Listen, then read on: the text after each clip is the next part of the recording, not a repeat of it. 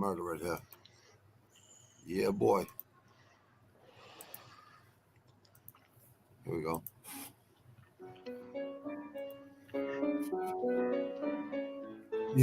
These are dudes just got 5 to 9s, all of them, like 4 of them. They're all from right up the street, Dorchester, where I used to hang. None of them ran it on each other. None of them. They all fucking took their time like that. These niggas want beef, tell them pop out. I'm sturdy in my 40, fuck around, I bring the mop out. I caught another case, they told me cop out. Next time they pull me over with the strap, I take a cop out.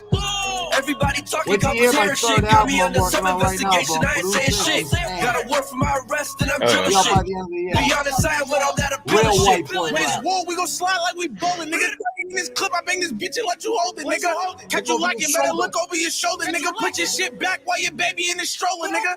I'ma ride, I'ma die for my gang, bitch. Shot 2 different ops, but I use the same blick. And I hit them both all on the same trip. Then I did the dash, hit the interstate lane switch. These niggas want beef, tell them pop out. The sturdy in my 40, fuck around, I bring the mop out. I caught another case, they told me cop out. Next time they pull me over with the strap, I take a cop out. Everybody talking, coppers hearing shit. Got me under some investigation, I ain't saying shit. Got a warrant for my arrest, and I'm drilling shit. Cause to be honest, I ain't with all that appealing shit. P, that's my bro, call him Pac-Man. If a bitch act up, get a backhand. Everybody know I be strapped in. Catch a smack, then I'm out, call me Batman. If you really want me dead, put some bread on it. He like 8 for the head with the dread on it. Don't get caught in the whip, you'll get flipped in it. Plus, I just bought a blick with a dick in it. All my youngins driving with a lemon squeeze, clip limousine. Freak bitch, and she Lebanese. Try to catch a hot bitch like a fiend. Bullets make him lean. Headshot, that's a bloody scene. If it's beef, then it's beef, niggas say that. We don't duck right. If it's war, we gon' stay strapped. 3 deep in the whip where your base at. Run down, leave a hole where your face at. These niggas want beef, tell them pop out. The sturdy in my 40, fuck around, I bring the mop out. What a bikers gonna do in the city? Next time they pull me over with the strap, I take a cop out. Everybody talking, coppers hearing shit. Got me some investigation. Shit, got a warrant for my arrest, and I'm drilling shit. To be honest, I ain't with all that appealing shit.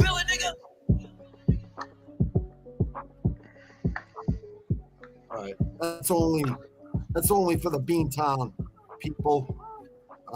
You know, it's just what it is. Is what it is. What's up, Idaho? What's happening, Granite? How you doing tonight? I'm on the bulk up, brother. I'm just I'm gonna show people how easy it is to bulk up with weights and all that shit. Just to show people it's not easy. I mean, you gotta put in the work, but to stay shredded is a lot harder than getting bulked up. It's like easy to get bulked up. Easy. So that's why I'm not really even showing my face right now. In about another couple weeks, I'll show my face. And people say, "What the fuck, dude? What you do? Roids?" No, it's called muscle memory, assholes. And I've been training fucking for 4. Yeah, I've been training for 4.5 years straight. I'm just sick of doing fight training. I'm gonna do some weights for a fucking little while. There you go. Show people how quick. Yeah, just show people how quick it is. Like a month, I'll gain like 20 pounds of lean muscle. And I'm not even trying to gain weight. I'm 220. I don't want to be fucking 230, 240, but I just want to prove it to people. That's all. On a motivational tip, you know? Yeah. I'll fuck just with that. Motivate some American fucking lazy. Everyone's too comfortable. Maybe entitled. Maybe we need a World War III to fucking get this younger generation. And not only the younger generation. Some of the older generation are fucking too comfortable too. It's not even that we're comfortable. Like, I'm comfortable, but listen, man. When I grew up, I was outside every fucking day, 200 deep with my boys. Like, we weren't sitting home behind a computer. Goddamn. Kids have no idea. I had to remember all my phone numbers in my head. I had to fucking run the fucking payphones. These kids have no fucking clue. We had to fight. We had to fight every fucking day. Talking slick or getting cute, they get their asses beat. Man. It's all by design, bro. No, I know. No, they want it all to be this way. I like this generation. I just don't like younger people trying to tell me about fighting because I've been watching since fucking the late 70s. Like, that's why I started watching it. You know what I mean? But I was fighting in first grade. So how the fuck is a kid that's 20 years old gonna tell me about fighting? I don't fucking know. You gotta respect your elders unless they give you a reason not to. You know what I mean? I don't know. Nah, nobody's got any respect, man. It's a lot easier to not You know have why? any over You know why? online Because and shit. there's no consequences. Yeah, there's no accountability. Yeah, but you know what? Pretty soon there's gonna be apps where people talk shit. You're gonna know exactly where the fuck they are. You go to their house, you knock on their door. Hey, you want to talk that shit now? They turn white as a ghost. I was only joking. Shut the fuck up. You weren't joking. People are fucking. I don't know, man.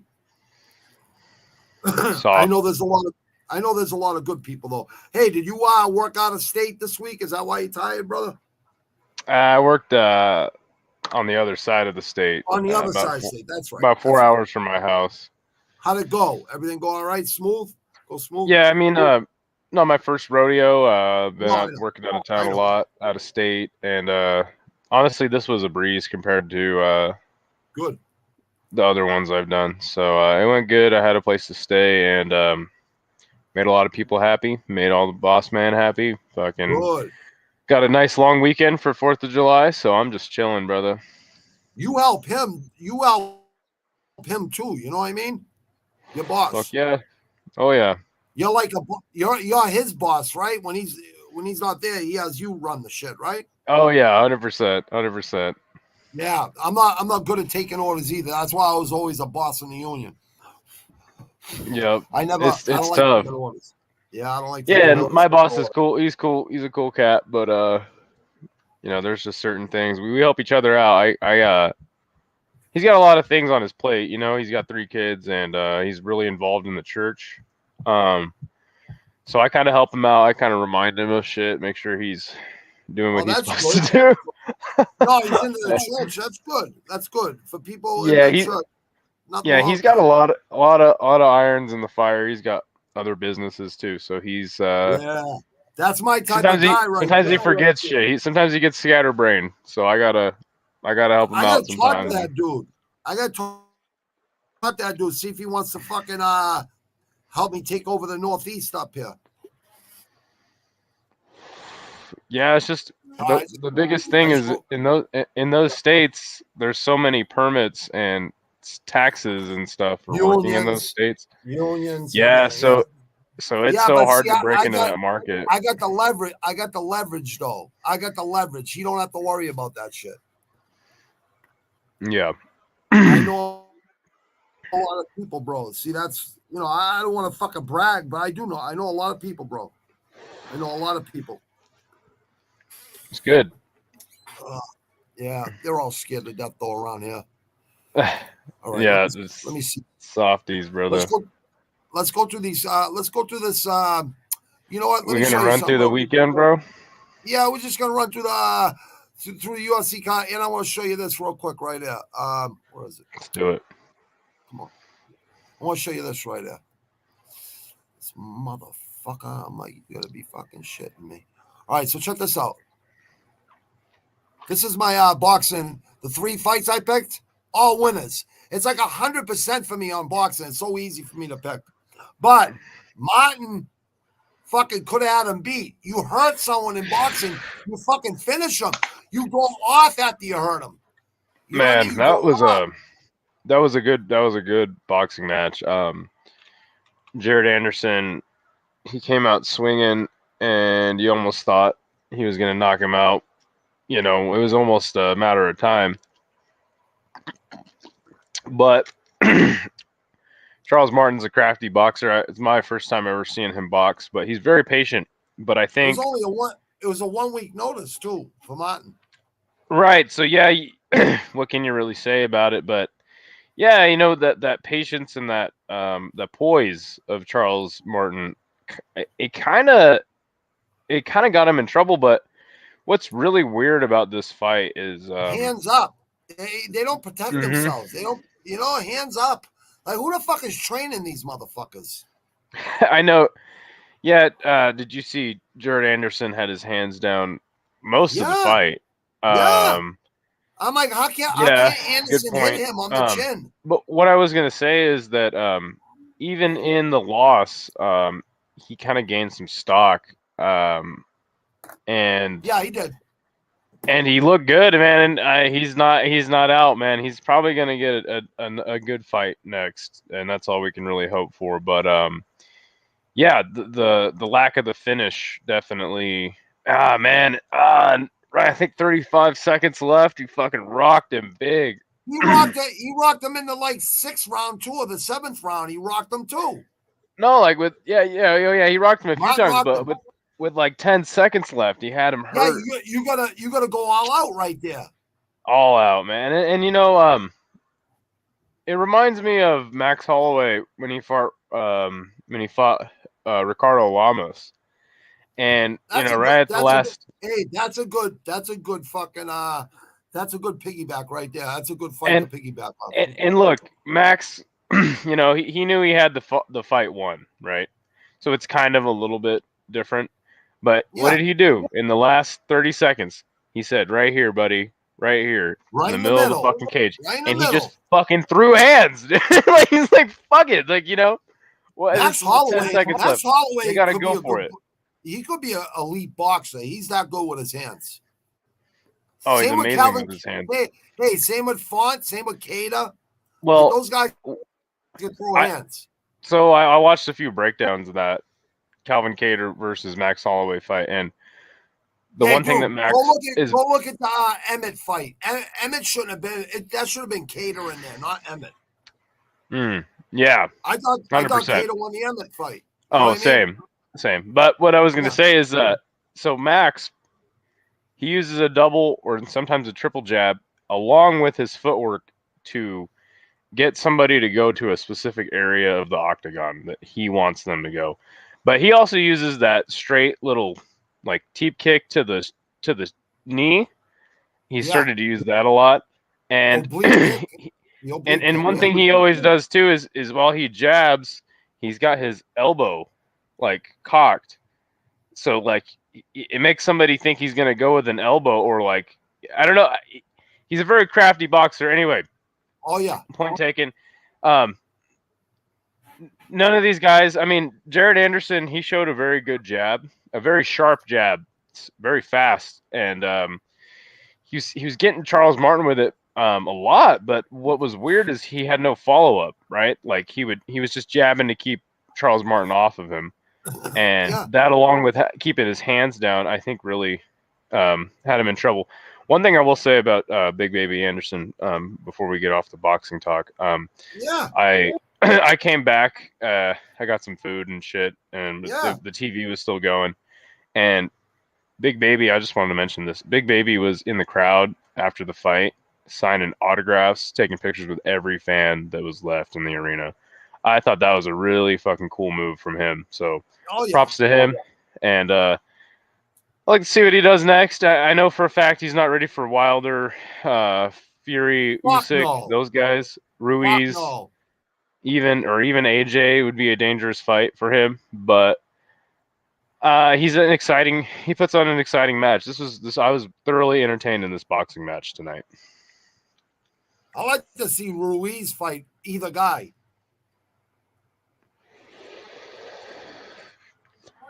Yeah, I'd like to see Ruiz back in the ring. I'd like to see any top heavyweight back in the ring, man. It's crazy, these guys, man. Joe Louis fought. Joe Louis fought twice a month or once every 2 months or something like that.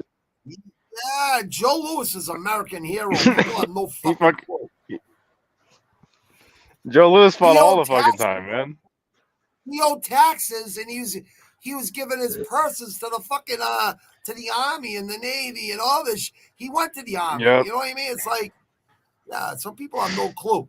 Like I said, Chavez Sr. won 89 fights before he lost his first fight to Oscar De La Hoya. Zach's in there saying, he fought a bunch of Mexican bums. I go, Mexican bums? That's where most of the best fucking boxers are. On the planet. I don't give a fuck.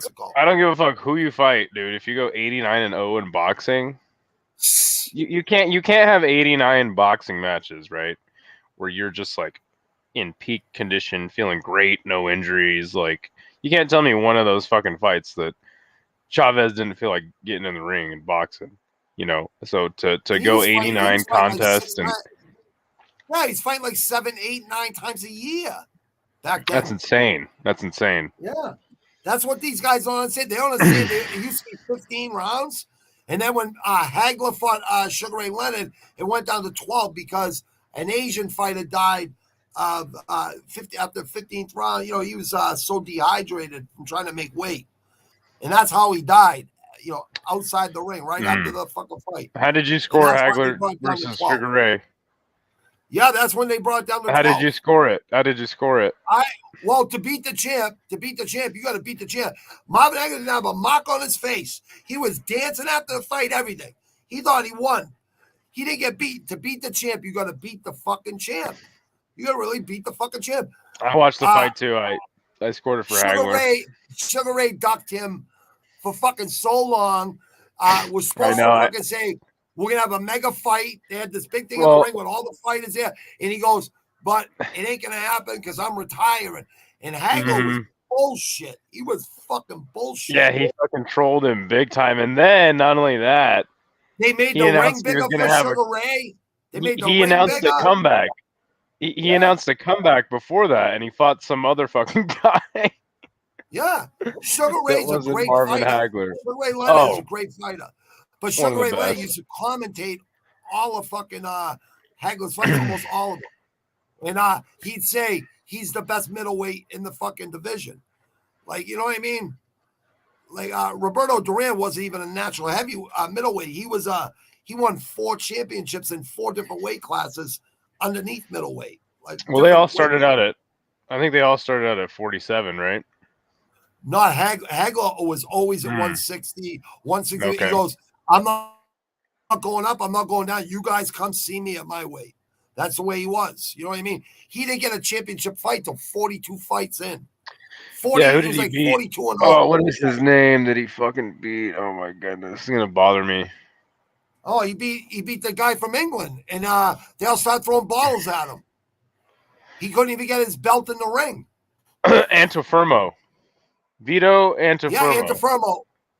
He won that fight, actually. Then he fought him again, and he beat him in the second, third round. They said because of a headbutt, but that was the guy that they robbed him against, huh? In the first round. And he said, I can't let judges. He said, I can't let judges judge my fights. I gotta stop him with his hands. He's like, I gotta fucking, I can't depend on judges. They fuck me all the time. And Hagler was the real deal, man. You know what? Crawford reminds me a lot of Hagler. Draw. It was a draw the first time. Yeah, the first one was a draw. You're right. The second time he fought Infermo, he beat the fucking snot out of him. And Infermo was a fucking tough dude, man. Like, he wasn't no lame champion. He was a good champion, but Hagler was just that much better than everyone else. I mean, when he fought Tommy Hearns, I mean, he used to put the fucking tissues in his ear, and he had the war hat on. Like, he really meant war. He didn't want to hear no shit talk. He's like, I can't hear what Hagler fought Roy Jones Sr.? No, Hearns. No, it said on his boxing record he fought Roy Jones Sr. Roy Jones Sr. Yeah, I didn't know Roy Jones's dad boxed. Roy Jones's dad was a big reason he fought, actually. Okay. I don't know if Roy Jones Jr. Father boxed. I'm not sure about that. That's a good fucking question. He fought. It's right here on the Marvin Hagler's box rec. It says right here. Is that Jones Jr. from Philadelphia? Because he lost to a couple guys from Philly, and he went back there and beat them. He fought Roy Jones Sr. in 1977 at the Civic Center in Hartford, Connecticut, and he stopped him in the third round. That's when the Hartford Whalers were, before they were the Carolina Hurricanes.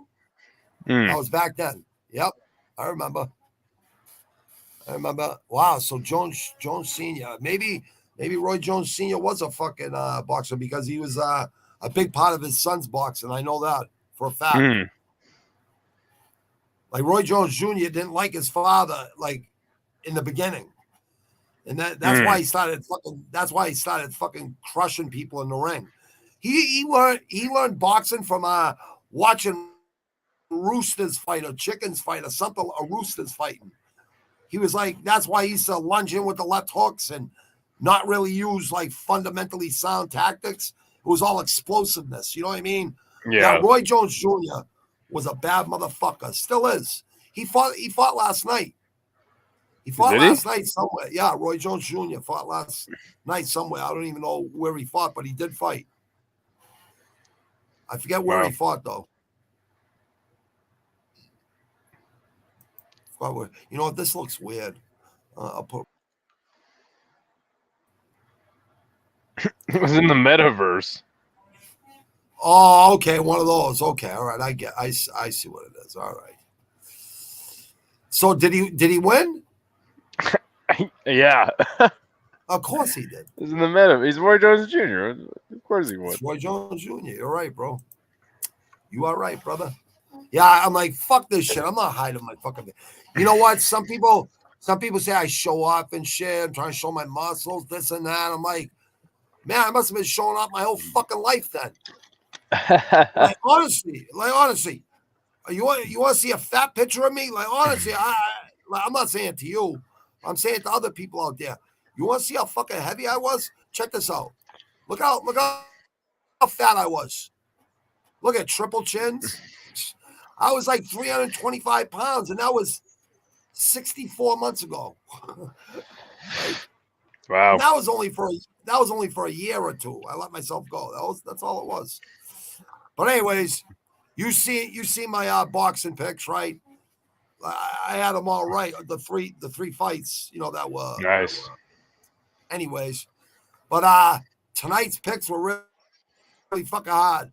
Like it's like so hard. It's like all right, Ivanov, yeah, Ivanov, Romanov won that fight, and I had a round one KO, but I should have known better, man. Like these guys, they're so slow. That's why John Jones, like, there's no one that I don't care what anyone says. I like Blagoy. He is a good fighter. He gives everybody a tough fight. I do too. But he's just too old. He's just too old to really deliver anything big at this point. I agree. And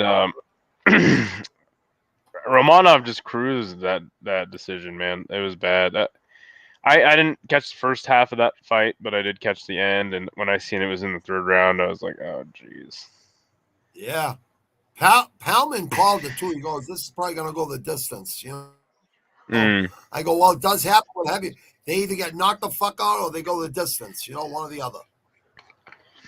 Yeah, but a big part of it is Romanov's like he came into the UFC like a fucking missile. For the first couple fights, he stopped dudes. He was ragdolling dudes, and he never was in shape. He looks like he's 20 years older. Like he doesn't. Yeah. Like he aged fucking 10, 15. Yeah, and I think you can tell he doesn't train unless he has a fight coming up, and that's what's really hurting him. But yeah, he never was really in shape, but he's definitely a lot more out of shape than when I first saw him. Usually, when guys are going through the UFC. You see their physiques get better over time. So. Yeah, I agree. Well, all right, Romanov deserved to win that fight, no doubt about it. 100%. No doubt about it. He deserved it. This fight here, Carolina always lets me down. So I said, I'm not taking her this fight, right? Petrovic is supposed to be really good, right? Yeah. Not really. She didn't do that fucking great here at all. No, from what I saw, she was just doing a lot of defensive grappling, rolling to different positions, trying for different submissions that weren't really working, and Luana was landing most of the damage from what I could see. Per the rules, Luana probably should have won a majority of the rounds, but I do agree that I actually picked. I went the same with you. I picked Petrovic. but I didn't think she actually won the fight. No, she didn't win the fight. Carolina. Yeah, go ahead. Oh, I'm just saying, like, when you got the decision, you know, and you don't win, you don't dominate the fight, at this point, you know, the judges could call it any which way they see it, I guess. I agree. Judges, I swear to God, these judges are fucking senile. Like every 10 years, they give these guys a test again to see if they're fucking their aptitude or their eyes are fucking good or anything. Because we need to go fucking clean some fucking timepieces in Vegas. I swear to fucking God, dude. This fight right here, Guram, like Brenner, great fight. Good job, Brenner. Because I thought you were definitely going to fucking lose this fight in the front. I thought you were going to get KO'd or fucking submitted in the first round. Guram, it seemed like the fucking weight cut hurt him. He just like the time off. Yeah, he made Brenner a bloody mess, but I didn't know Brenner fucking trained with shootboxing with fucking Oliveira and those guys. That's a good fucking gym, that shootbox gym where Oliveira goes. Olives. I mean, they fucking train hard. They spar every day with each other hard. And it's a brutal gym. Yeah, brutal. Brutal for the right reasons. You know what I mean? Mm-hmm. You see him, he's a bloody mess, and he still came back and won. It's like when he hit him with that left hook, I didn't think he was that hurt. Because Guram hurt fucking Brenner really good with elbows, everything. And the fucking ref wasn't trying to go over there and stop the fight at all. But once Brenner hurt fucking Guram the first time, he was right over there looking like to stop it. It's like, what is this, WWF? What's this, WWF? Is this fucking pre fucking ordained fucking winners? They already know who's gonna fucking win. It's like, what the fuck, man? They stopped that like that. Yeah, so I actually, this is gonna sound bad, but I actually fucking fell asleep in the second round of that fucking fight. No, you're fucking tired. And, what the fuck? And then I woke up as the next fight was starting, and I'm like, oh, you know, Graham won because he had him hurt in the first and second round. He had Elvis hurt bad, and I was like, oh yeah, Graham must have won. And then and so you're telling me that it was a TKO, and the ref stopped it pretty quick from ground and pound. He hit him with a left hook, and Graham went down, and he definitely was discombobulated, definitely, right? But give him a chance to get up. If he started hitting him, Brenner started hitting him, but give him a chance. Give him like 2-3 seconds to get up. Because he didn't give him that. He just waved it immediately. He gave Brenner plenty of chances. You know what I mean? Yeah. I don't know. But let's face it, Brenner was standing up. Guram was on the fucking guy's ground. A dog. Yeah. So, you know, hey, it is what it is. You know, yeah, I said this was probably be an underdog city fight. I took a lot of fucking this fight right here. Santos won this fight. I don't give a fuck what anyone says. Oh, you know what? I'll go over it right now. That's why I did this. This is why I wanted to go over this. I got it right here, man. We'll just go over the fucking the strikes alone. Like she had like 4 minutes of fucking control time on the ground. She outstruck her. How is Strickland gonna beat Izzy when his hands are down? Izzy will head kick him in the fucking head. Fucking hit him with a fucking straight left, straight right. He'll be all done. Well, I agree with that, but we'll get to that. Absolutely. Okay, so here it is right here. Santos, right? 151 total amount of attempted strikes, right? 151 for Santos, 117 for Rosa. Significant strikes, 95 for Santos, 66 for Rosa, right? Head 20 Santos, head 38 for Rosa, right? 42 to the body for Santos, 18 to the body for Rosa, 33 to the legs for Santos, 10 to the legs for Rosa, right? Control on the ground, right? 353 or up against the cage in the ground, 353 for Santos, 41 seconds. 41 seconds for Rosa. 1 out of 1 takedowns for Rosa, 0 out of 0 for Santos. So right there alone, and they gave it to Rosa, who didn't even look like she trained. Doesn't even look like she trains to fight. Well, and what's interesting about Carol Hosa is she is never like trying to damage her opponent. It seems, you know, she has no killer instinct whatsoever. No killer instinct. Mm-mm. It's like, come on, dude. Like, that was a gift from the fucking MMA gods. Or it's just Dana's like, oh, you know what? Make sure she wins if it goes the distance, you know? It's like 28, 29, 28, 29, 28, 29, 28. So it's, let me see. All right, 28, 29, 29, 28, 28, 29 for Rosa. How do you get those fucking scores with those fucking significant strikes? 95 to 66, 353 control time, 41 seconds for Rosa, 1 takedown right at the end of the fight. Like, I don't know. Maybe that won her the fight. I don't know.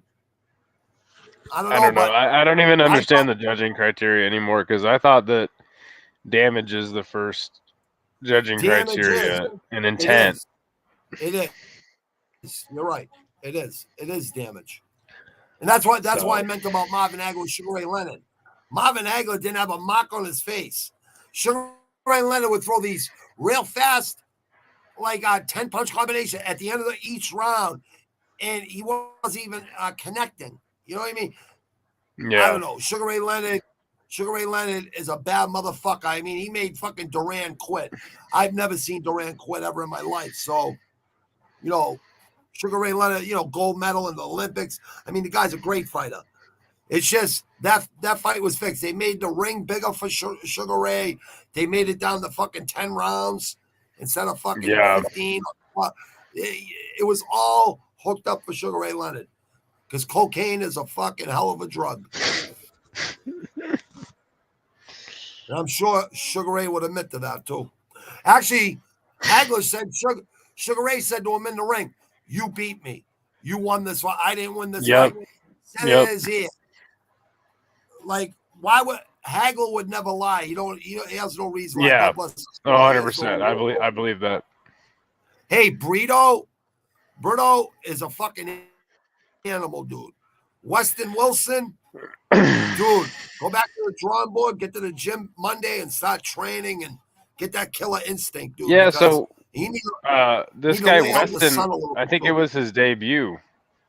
I think it was. Yeah, it was, because he's not worldwide ranked. This is a mismatch. They debuted him against a fucking straight-up killer. We're talking about damage and intent and killer instinct. Definitely this Brito, Anderson Brito, he certainly has that in spades. Oh, yeah, Brito. Yeah, Brito's an animal. You're right. Yeah, you're right. This was his first fight. He had 3 wins in a row before he came here. All submissions, guillotine, rear naked choke for Wilson. It was in Tough Enough, 131, Conflict MMA, Global Legions FC 22. All obscure promotions. You know what I mean? Yeah, it's strange. Yeah, it's kind of strange. You know, that's strange why matchmaking. LFA. Yeah, he fought in LFA a couple times. He lost all 3 fights in LFA too. Wow. Yeah, I don't know what the fuck they. Yeah, he lost all his LFA fights. Hold on. Did he fight Tate? No, Tate's a kickboxer. I'm like, what? Yeah, I don't see any names in here that he's beaten. Yeah, I don't see any names in there. Yeah, I don't see anything. Like, and he's like 37 years old or something. I don't know. Wow. Yeah, but that was an easy fight to figure out. first round, 254 the first round. Fucking Brito just has that killer instinct. Once he gets you hurt, he don't stop. Oh He yeah. don't stop. Yeah, yeah, that was a cut and dry fight. I mean, Kevin Lee, man, I feel bad for that kid because I remember Tony Ferguson. You know, he was fighting Tony pretty good. He's fighting Tony Ferguson pretty good. That was when Ferguson was on an 8-year fucking unbeaten streak. You know what I mean? People forget how good Tony Ferguson was. They forget how good he was. You know, should have took a year 100%. off. After that Gaethje fight, he should have took a year off because or longer maybe. I never see longer. I never seen anyone beat up fucking Ferguson like that ever. I never yeah, no, that was a bad beating. It was rough to watch. Tony's a savage for even taking that fight in the middle of COVID and all that shit. Yeah, because Khabib, he was supposed to fight Khabib. And that fight was supposed to. Hey, that fight was supposed to happen 7-8 times, right? I mean, I think Tony had the mental to beat Khabib because he had that mental. You know what I mean? Like, I even think Khabib got rest in peace, Mr. Nurmagomedov. You know, he even said, I think he said to Khabib, I don't know about this guy, son. This guy's fucking nuts. Like, pain doesn't fucking affect him. Abdul Manab said that he thought that Tony Ferguson was Khabib's hardest fight. It doesn't look great in hindsight, just the way their careers ended. But no, so Kevin Lee, you know, it's actually kind of funny you talk about Khabib because this guy, Renat Fakhretdinov, he's sort of doing the Khabib style, right? Where he was just fucking mauling people with the wrestling. And can you tell me actually who his UFC wins are? Yeah. Yep. Got it right here, brother. So Kevin Lee, Brian Battle. Renat. Oh yeah. Brian Battle. Are you talking? Yeah, you talking about Renat, right? Yeah. Kevin Lee, sir. Submission tonight. Brian Battle, December 17th of 2022. So about 8 months ago, right? And then Andreas Michailidis. Yeah. On the Volkov Rosenstrike card. He had 2 unanimous decisions for those guys. Yeah, right. And so he was just kind of controlling his opponents, not really showing anything too flashy or anything. But you could tell he was very talented just because how much control he had on the ground. And you know, none of those guys are on the level of Kevin Lee. You know, and. Wow. I mean, wow. Kevin Lee got fucking smoked, man. Like, just dusted off like it was nothing, man. He got hit with that shot you didn't see coming. Those are the ones that get you. I don't know what I was thinking picking him. I don't know what the fuck I was thinking. I was just hoping he might win just for his life. You know what I mean? Well, because, and you know, what did he say? He was scared to fight or something? I didn't hear that. Yeah, someone said this week sometime he said he was scared. Well, let me ask you, the last time Kevin Lee lost, how did he lose? Last time Kevin Lee lost was, I'll tell you right now. Charles Oliveira. I think in Brazil. Charles it was an empty arena. Okay. Daniel Rodriguez. No, it was D-Rod. It was D-Rod. Oh, okay. Oliveira prior to that. Okay. Submission. It was a submission on Lee Oliveira. You're right. It was the main card. Lee versus Charles Oliveira. Yeah, it was the main event in Brazil. So I forgot about the D-Rod fight. 2020. I forgot about the D-Rod fight, but you know, D-Rod's not gonna go for a fucking a choke on you, right? He's gonna stand and bang with you. And when Charles beat Kevin Lee, he went in for a takedown after he got hurt. Right, and he got choked out. So what happened this fight? He got rocked. Went for a takedown. Put his head like this. Mm-hmm. He's looking like this. You're right. He goes like this with his head.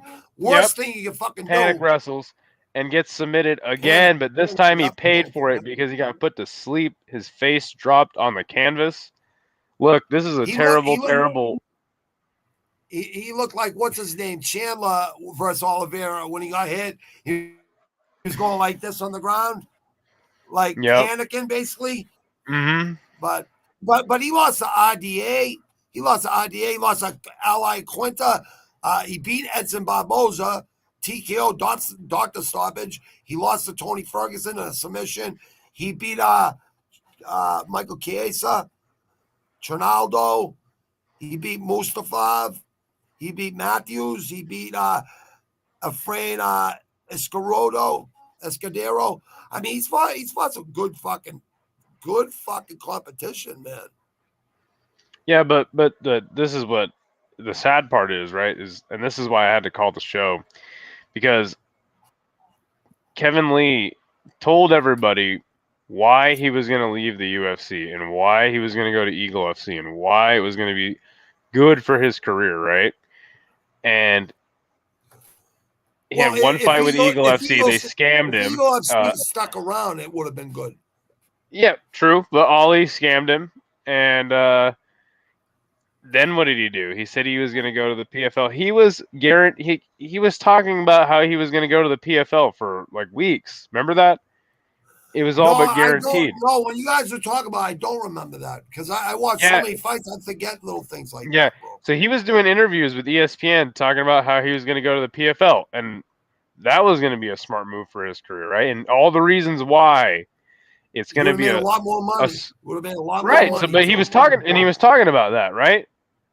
So he ultimately goes back to the UFC to fight at the Apex against this fucking Renat Fakhretdinov, dude. What the fuck?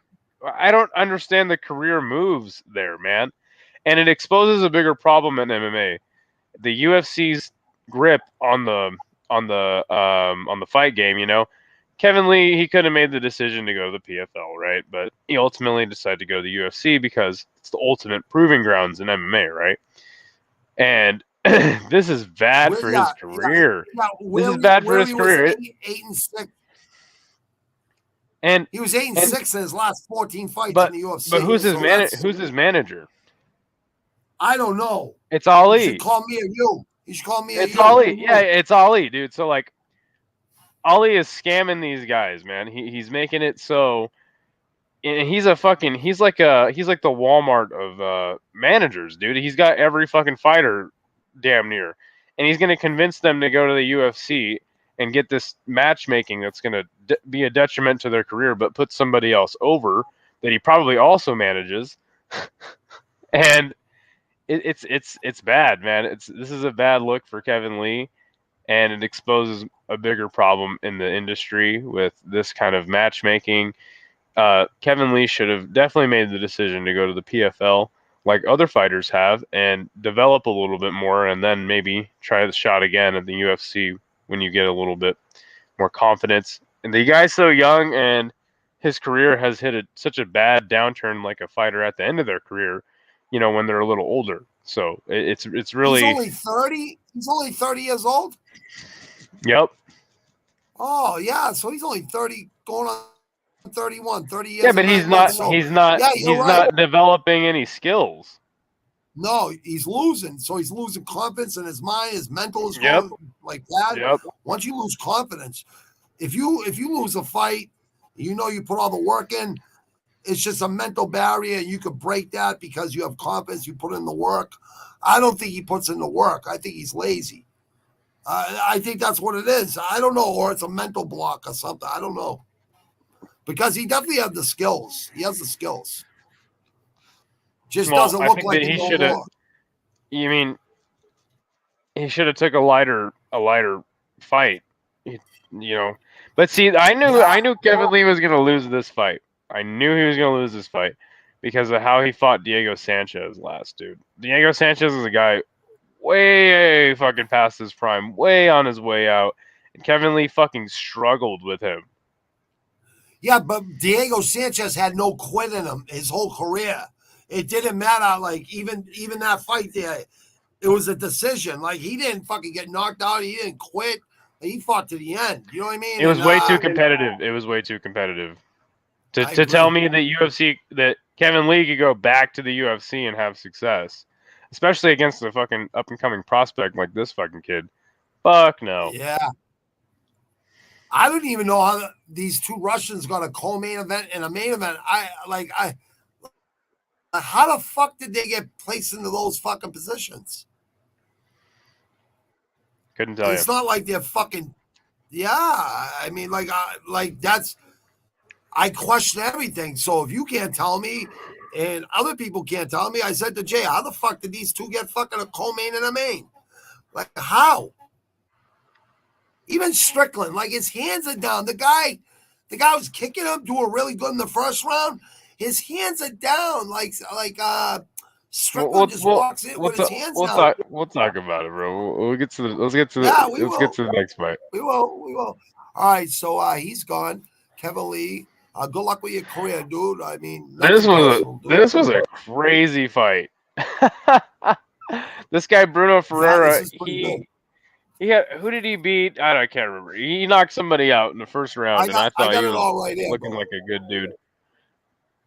Yeah, he's like, what's it called? He's this is the first fight on the main card. Ferreira, right? Let me see. Yeah, he was coming in like a freight train. Everybody thought he was going to steamroll this guy. He was 2-0. He was 2-0 in the UFC. Dana White's Contender Series, Season 6, Week 9. Last year, September 20th, 2022, he beat Leon Aliu. KO, TKO. Then he beat Gregory Rodriguez, RoboCop, right? Yeah, he knocked him the fuck out. Yeah, that was what it was. This year, we all thought he was gonna. We all thought he was gonna steamroll this guy, but I've never even heard of this guy, Nursultan, and he fucked up, bro. Just fucking whooped his ass. Huge fucking lightweight. He's 35-8-2. He's 35-8-2. This guy. Wow. And that's a fucking veteran, dude. Insane. You know what? He trains out of Renzo Gracie in Philly. So that's why I said, a Philadelphia mindset is like a Boston, New York, Philly. It's all the same mindset. With the hands and just with the mindset. It's a lot of mental. You know what I mean? But yeah, he only had one. This is the only fight he was in the fucking UFC. I don't know, man. Like, this is his first fight in the UFC. He was in WEF Global. Yeah, WEF Global prior to this. Submission armbar, submission Kimura, TKO punches, submission Kimura, TKO punches, KO slam, submission choke, submission Kimura. Then he lost a unanimous decision. TKO corner stoppage, submission, no contest, unanimous loss, TKO knees and punches win. Submission, hammerlock, win. Unanimous loss. TKO punches win. Submission win. Submission armbar win. Punches win. TKO. Majority draw. KO punch win. KO punch win. KO. Like, all his shit is like destroying motherfuckers. He had 1, 2, 3. He had 7 submissions in a row. Wins in Yeah, guy's a finisher. Yeah, 1, 2, 3, 4, 5, 6, 7 fights in 2015 alone. Man, this guy is fucking always fighting. And how old is he? How old is this? Oh, 29? He's only 29. He has that many fights, 35-8-2. Now he's 36-8-2. Definitely got to watch. Yeah, 13-1 with KOs and TKOs and submissions, 20-1. Submission wins. What the fuck, man? Yeah, you're right. He might be a problem. He might be. 100%. He's a problem in the middleweight division. You're right, bro. Oh yeah, especially at middleweight. I'm gonna keep my eyes on him. I had him. That's when it started picking up for me. But who do you want to see for him next? Who do you want to see for him next? I was gonna ask you the same thing. I would say Usman. Usman. No, like Usman. I'm sorry, Colby. I want to see Colby. Wow, that's a huge jump. Colby would never take that fight, but that would definitely be interesting. I was thinking more like Edmund Shabazian. Oh, Shabazian and him would be a great fucking fight. But I think Shabazian's coming off of a loss. Gastelum's fighting Shabazian, right? I don't know. No, he's fighting Shavkat Rakhmonov. Oh, I'm sorry. I get those two mixed up. I'm like, he didn't lose. Shavkat didn't lose. I'm like, Shavkat's been killing people. 10 fucking finishes in a row, right? Or something. All his fights are finishes, right? Mm-hmm. Yeah, middleweight, man. Yeah, Middleweight's wide open. I think, yeah, middleweight's wide open. You're right. Why don't we put, what's his name in there? Why don't we put fucking Remember My Shades Muhammad versus this guy? Different weight class. Middleweight? Oh, yeah. He's Bilal's a welterweight, and so is Colby. Welterweight. Yeah, that's right. I don't know what the fuck I was thinking. Middleweight, the winner of the fight next week. The winner of the middleweight fight next week. The guy from South Africa that wants to fight Izzy. Maybe the loser, because I don't know. It's his first fight in the UFC, man. Or the loser. Yeah, or the loser. You're right. He's going to need 2, 3, 4 wins in a row before he fights. Yeah, if he looks like that every time, though, fuck. I mean, middleweight's wide open, man. He'll be fighting Izzy before you know it. He might be in the top 10 really fucking soon. Maybe the next fight, they might put him in the top 10. I don't know. The ranking system is off. The fucking media does it. It's like, I was thinking about a good way to help judges and help make this sport more fucking fair for the fighters. Why don't you have like people on Twitter with a verified account or something, like people that actually fought? You get like 5, 10 guys fucking opinions, or guys that watch fights every single weekend without fail. And then you go to their opinions and you give those opinions to the judges and everyone sees them. You know what I mean? And yeah, I mean, they'll never do that, though. They're too wrapped up in all their own money, and they can't fuck it. It's all the money. It's the money.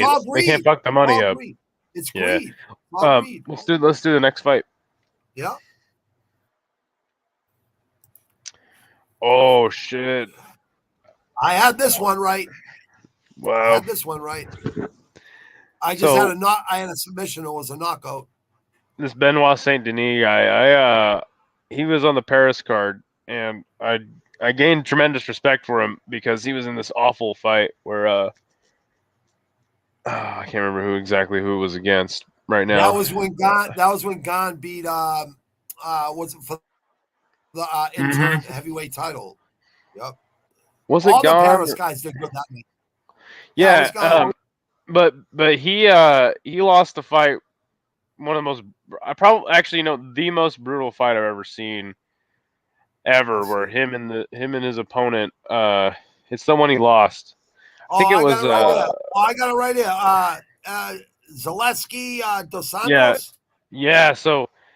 No, that was on Blackwood's Teixeira. Oh, okay. Gone to Avasa. He went at it with Miranda. He won. So the fight before that with Elizeu Zaleski Dos Santos, they hurt each other in the first round and the second round. You could have stopped that fight multiple times in the first and second, and by the third, they were both so exhausted and hurt that you could tell that they did not want to fight each other anymore. And to me, that was brutal.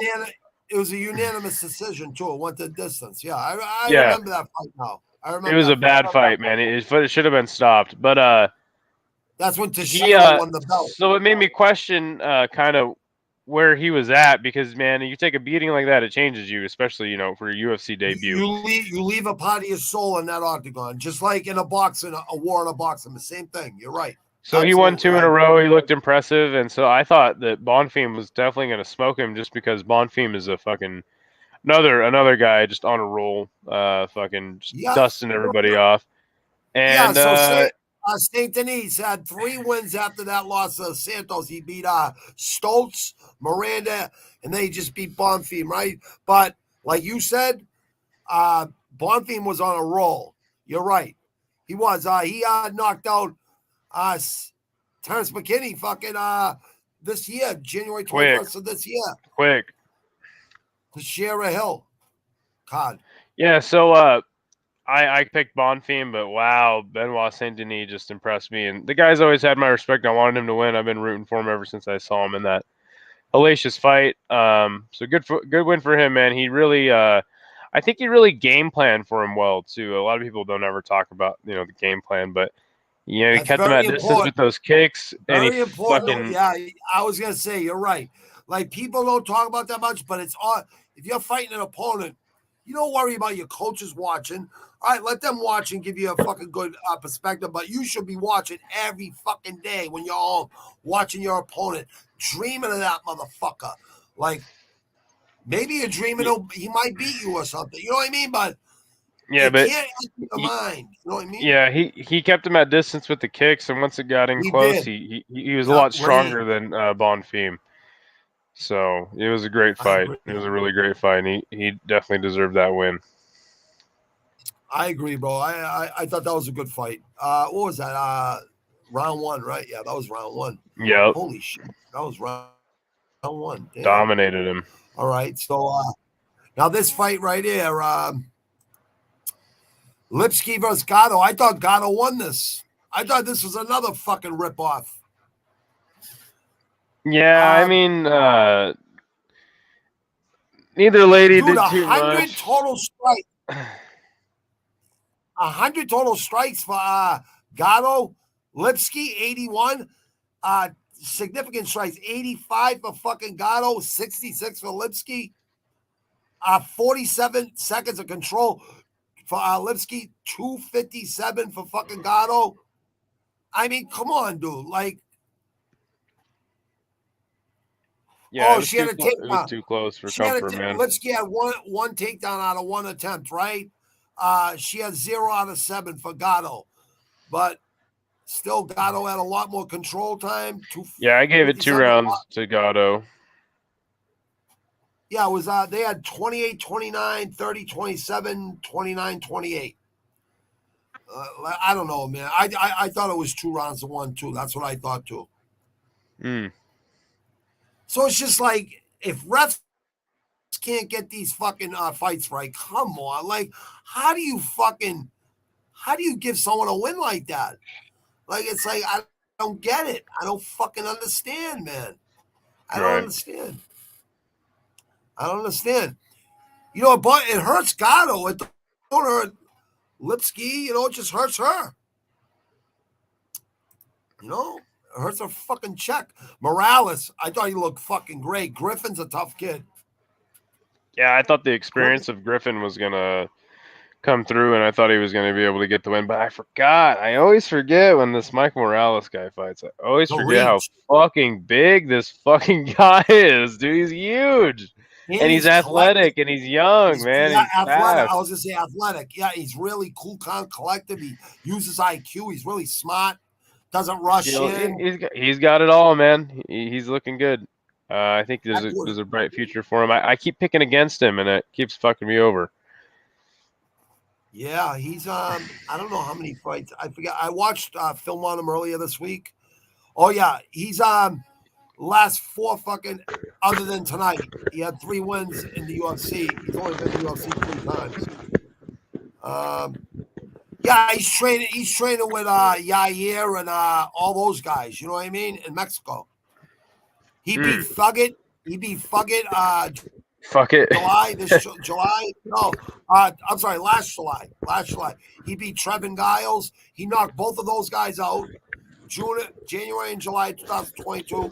And then he unanimous decision, Dana White Contender Series versus Nikolay Varentenikov.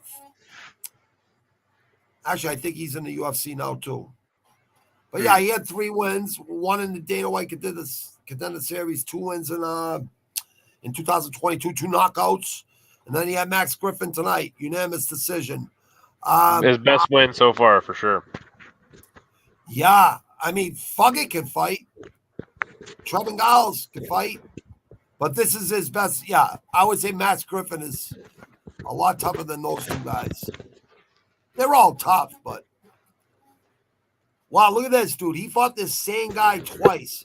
He fought Vacala Guerrero in August 19th of 2017. TKO'd him in Oregon Fighting Championship for is that Oregon? ORO? So the same guy fights him the following year. Same guy, right? Another TKO, Dr. Stoppage in the first round. This time instead of second round. So this guy thought he fucking I don't know. He got TKO'd the following year. He gets TKO'd in a round earlier. That the following year won to fight the guy again. Wow, that's fucking. You don't see that too often. Like on these obscure promotions, I mean. Mm-hmm. Yeah, Morales could be a problem, dude. He could be a problem at welterweight, man. Like you said, his athleticness, he's got a lot of fucking explosiveness. I think he's really got it all, man. He's definitely looking like a good prospect. Package. Yeah, he's a total package. You're right. Dude, 70 significant strikes, 72 to 36. I mean, he was all over him, bro. All right, 28, 29, 28, 29, 28, 29. I thought it should have been 29, 27 or something because he kind of fucking, well, yeah, I guess it's right. Morales, Griffin, 19-10 now, and Morales is 15-0 now. That's 0. All right, here we go. Co-main event. I don't know how the fuck this guy got this fucking co-main. I don't even know how Grant Dawson got this co-main, to be honest with you. Well, Grant Dawson's been on a roll. I think he he has. No, you're right. He's definitely doing good, but I thought this was a good fight to put on the main card between two top 15 lightweights. No, you're right. No, you're right about Dawson. You're right about Dawson. Dude, he has 1, 2, 3, 4, 5, 6, 7, 8, 9, 10. He has 9 straight wins and 1 draw. You know what I mean? Yeah, he deserved it. You're right, dude. He did deserve it. You're right. Beat Jared Gordon, Madsen, this guy, Ricky Glenn, Santos. Ricky Glenn was a draw. I'm sorry. Santos, Mena, Derek Mena, Adrian Diaz, Camp, Christian Camp, Plazola,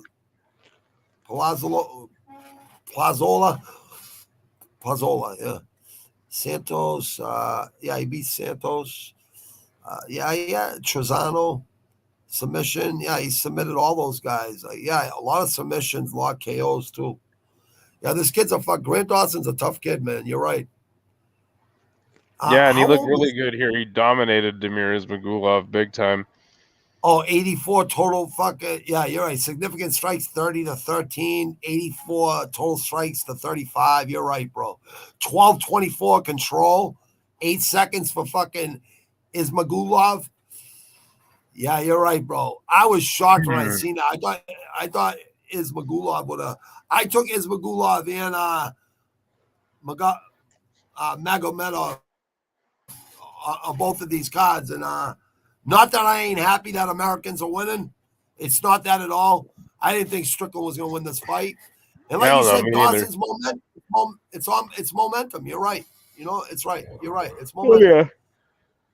Yeah. Strickland.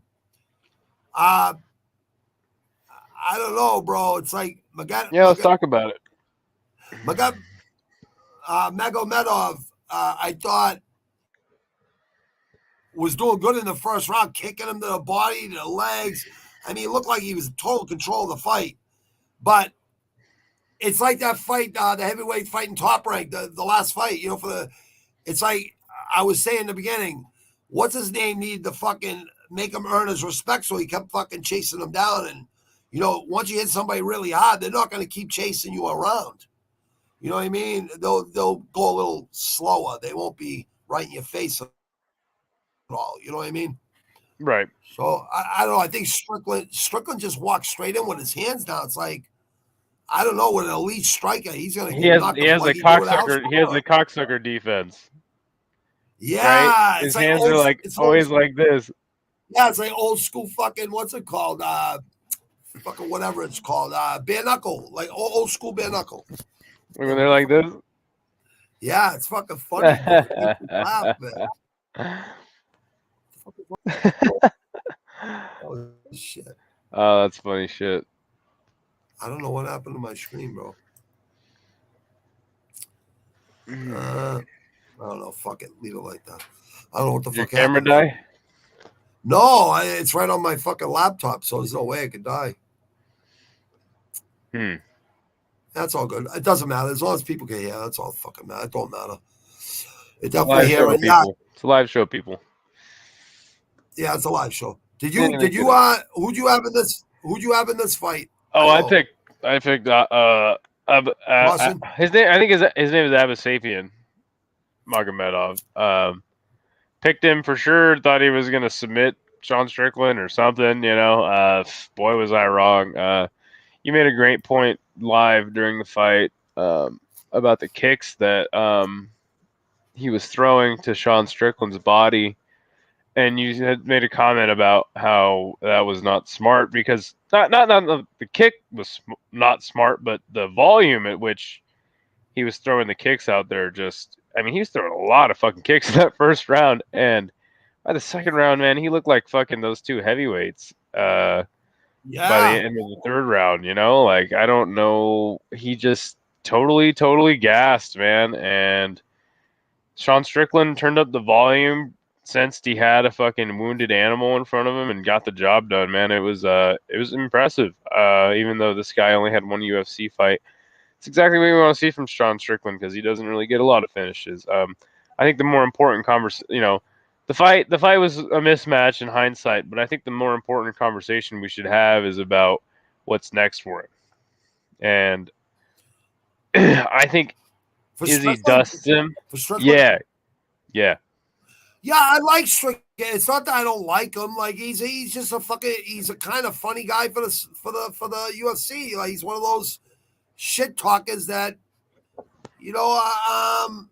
not the brightest bulb or not the sharpest tool in the shed, but I mean he's making money right now. He seems happy, so I'm not gonna hate on his hustle. Hey, good for you, Sean Strickland. Honestly, good for you. I would love to spar with that guy. I would love to spar. I think that he's in a bit of a tight spot. I mean, I think that you could, if I'm the UFC, I consider giving him the title shot next, because even though he probably doesn't necessarily deserve it, the division is wide open, like we discussed. Izzy wants new blood too. Yeah, exactly. And I think you give him the title shot not because he is going to win. I think he gets viciously knocked out. How didn't Cannonier knock him out?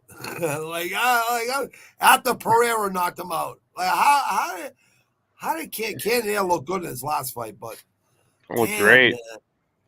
I think that the build up to Sean Strickland and Izzy is worth more to the UFC than the actual fight. Because you will make it a very interesting build-up. Yeah, it'll be some numbers. Strickland already talks shit to Izzy. I'm not gonna paint my fingernail. All this shit, the pearls. Oh my god, yeah, fuck all that gay shit. Yeah, they already go at it already, right? They would be going at it. Izzy would be laughing like, "Dude, you don't even keep your hands up. I'm gonna fucking knock you out with a head kick." Like, he probably will too. Like you said, it's good for the UFC. Absolutely. It'll make a lot of money. I agree. He just beat a Russian prior to this, too. Imavov. He beat Imavov on this. Yeah. He was on the main card his last fight, January 14th of 2023. Yeah, so this is his second main event this year. And you know what? He was on a main event prior to that card, too. Jared Cannonier, that was a main event too. So his last 3 UFC fights were all in the main event. And then it was Adesanya Cannonier, then Hermanson Strickland, then Strickland Hall. So Strickland's been in a lot of fucking I didn't know he was in 5 fucking main events, dude. I had no idea. Yep. Yeah, and he definitely made use of his time this time around. Like you said, he deserves a title shot. I agree. I don't think he does personally, but I think that. I mean, for the UFC's, yes, for the UFC standards, 100%. He's already beaten. Izzy's Yeah, it already should. beat you. Well, and the biggest thing twice. is that there is a card in Australia coming up that Izzy is slated That's to in be on, Sydney. but he doesn't That's have in an Sydney. opponent. Yeah, that's in Sydney, Australia. He doesn't have an opponent, so it's like just fucking throw There's- Sean in there. Who the fuck else are you gonna throw in there? Yeah, throw fucking Strickland in there. Put him in there. Maybe Tuesday we'll hear that. Sean Strickland versus fucking Izzy. Yeah, that would be cool. Izzy will be licking his chops, bro. Oh yeah, that'd be an easy prey for fucking Izzy, man. What do you do with this guy right here, Ubas? Bus. I'd like to see him fight a Andre Fialho. That would be a good fight for him. Maybe You're right. maybe whatever happened to fucking Michelle Pereira, dude? What the fuck happened to that guy? What he fought on a recent card, right? Like I don't remember when his last fight. fight. Canada? Maybe like Canada, a Michelle Pereira or definitely like a top like a 20, like somewhere 20, 25 in middleweights. Maybe Phil Rowe. He just fought. Boring decision loss. Maybe Phil Rowe or somebody like that. Somebody around that range. 25. 25. I think that's 23. That's a good idea. That's a good idea right there. That's or Dustin Stolfus. Yeah. Somebody kind of coming off a loss recently too, and see who stays.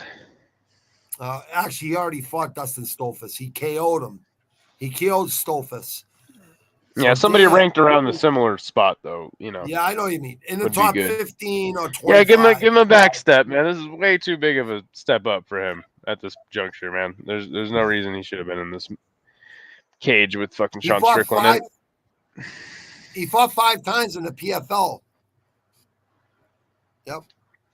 Wow. He was 3-1-1 in the PFL. So that's not bad. Wow. You know, it's not bad. Well, it was a good weekend, man. It was a good night of fights, man. I fucking was looking forward to this all week, man. And we got 290 next week, right? Yeah, dude. What a stacked fucking card that is, bro. I mean, come on. I mean, do you have the card in front of you, bro? Because I don't know if I have it. I'm trying to find it. I don't before it up. I should. It should. Let's talk about it, and then I gotta get out of here. I gotta get some. No, that's sleep, fine, man. bro. That's fine. Same here. I don't know why I can't fucking find it. 290. So I'll run through it right now. Yeah, just go through the fights, Nick. So first fight is Camuela Kirk versus Esteban Ribovic. That's gonna be a decent fight. Two kind of unknown dudes. Early prelims are good. You're right. Shannon Ross versus Jesus Aguilar. Wow. That'll be a decent fight too at flyweight. And then a bantamweight fight between Cameron Simon and Terrence Mitchell. I don't know who Terrence Mitchell is, but I'm excited to see Cameron Simon. I like Simon too. Light heavyweight, you got Marcin Prachnio and Vitor Petrino. You got the prelims. Jimmy Crute and Alonzo Metafield at light heavyweight. That's going to be a good fight. Wow. You got Yasmin Yarigui, that chick that was on the main card a few months back, and everyone was questioning why. She fucking put on a banger of a fight. And Denise Gomez. Sean Brady and Jack Della Maddalena. Oh, that's going to be a slaughter. Brady's out. Brady's out. He's out. Okay, I didn't know that. I didn't know that. Hopefully they didn't get another opponent for Jack. Kevin Holland. I think Kevin Holland might have took it or somebody. I forget who it is. And then you got Robbie Lawler and Nico Price. That's going to be Lawler's retirement. Sloppy. Fight. Yep. Bo Nickel, Trayshawn Gore, Jalen Turner, Dan Hooker, Robert Whitaker and Driscus Duplessis, Brandon Moreno, Alex Pantoja, or and main event Alexander Volkanovski versus Yair. Yair and Pantoja. I'm making my calls. I've already had these calls for a month. I got Yair is going to beat Alexander, I believe. Because you know why? Everyone's talking about Alexander. Next fight. Worry about Yair Rodriguez. Stop thinking about the fucking fights ahead. Because that guy kicks people. I don't know. You don't think fucking he can hit fucking Alexander with a head kick? and fucking He's put him out. perfect. He's perfect height and range for it. It's That's just, what I was I gonna guess, say. Perfect. the question is, do the skills of Volkanovski shine through and outlast the That's young true. phenom? That's true. That's true. Yeah, Should he be a has good been fight. around for. Yeah, he has been around for a while though, bro.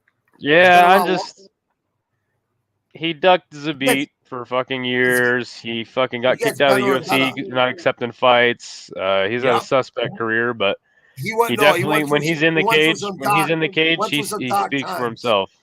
He Yeah. went through some dark times, then he came out of it and he was 10 times better. Every fight he got better and better. But after that, Oh yeah, 100%. So he went through some dark times. And the biggest things with Yair is his hands. I always thought his hands were trash, but he showed me wrong in that Max Holloway fight, man. He definitely got some hands. Oh, he's got hands. Working on his boxing. He's got feet too that you don't even see those kicks coming. He throws them from different angles, axe, for question marks. Like that guy knows how to throw kicks, man. It's amazing to see him. No doubt.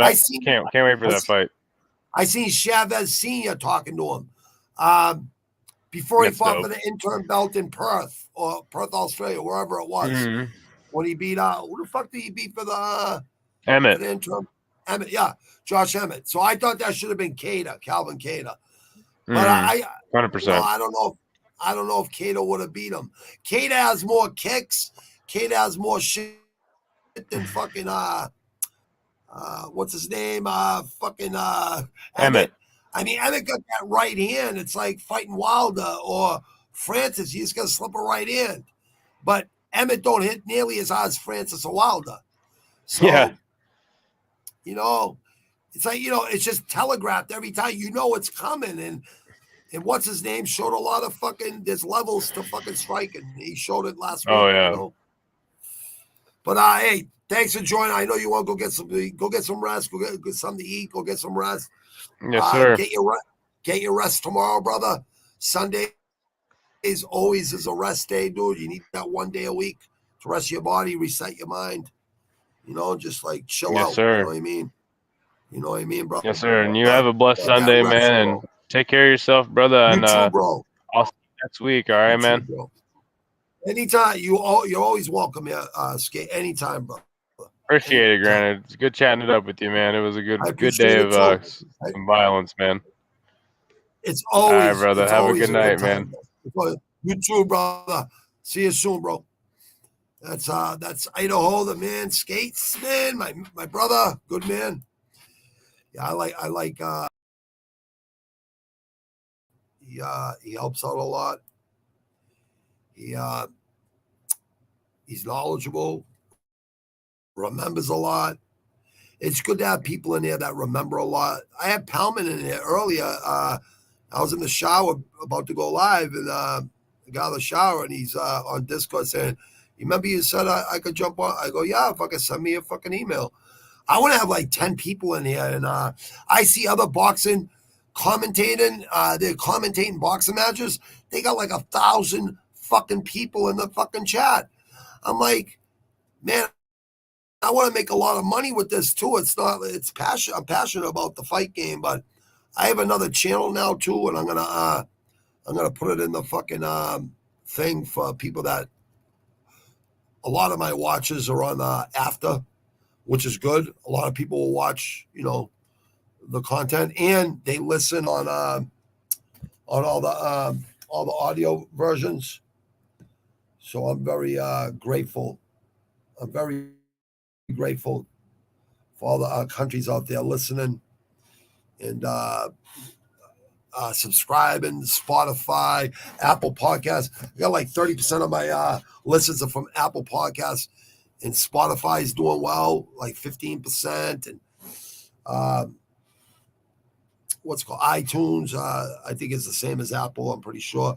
But all the podcast apps, it's like in the browser, people are looking through the browser. People want to, I notice on analytics and in the algorithms, I study them all. Like once a week, I go through them all and I try to figure things out. And what I figured out is a lot of older people listen to me, which is good. So the way the way I've been thinking about this is I might as well do it every single fucking day, 7 days a week, or in the morning, early in the morning on the other channel. And this one right here, just do Tuesday, Thursday, and Fridays and Saturdays, or something, or Tuesday, Thursday, and Saturdays, one or the other. Or I'll just do Tuesday, Thursday, and Fridays or something. Savage Inc. picks. I'm not gonna give up Savage Inc. picks because I'm about 20. Let me think. 60, 70. I'm like 30 wins or 20 wins away from 1,000 wins in less than 2 years. The end of this month will be 2 years on Tapology, and I'm already almost at 1,000 wins. I should be at 1,000 wins by the end of July when I signed up and started making picks on these whole cards. All I want to do is just finish the year with the most wins. I don't care about first place finishes because you can have the most first place finishes in a year, but not have the most wins out of 60 people that are making picks. I came in first place once this year already, but that don't mean shit to me. What matters to me is if I have the most wins at the end of the year. And I keep track of everybody's wins because all you have to do is go back on Rush Hour Fight Club. You just go back on our things and you can see, like, you count everyone's wins. So Sparks usually does really well. He's usually, even if he don't win the most first place, because this is our second year doing it. Last year, he had the most wins. He picked the most wins. So that's why I call him Master Sparks. He's got like, he's way past the black belt. It's like 5 belts after a black belt on Tapology. And I got like 2 more stripes on my brown belt. I'm going on to my third degree brown belt, and I think I got 1 or 2 more, or 1 more, and then I'll go to black belt. So I'll get to my black belt too, really soon too.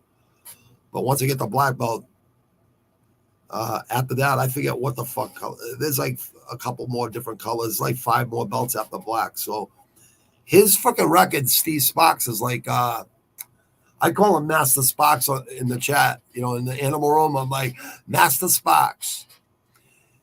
If you go to his Tapology page, you'll see how good of a picker that kid is. Kid knows his shit. He's a huge fan.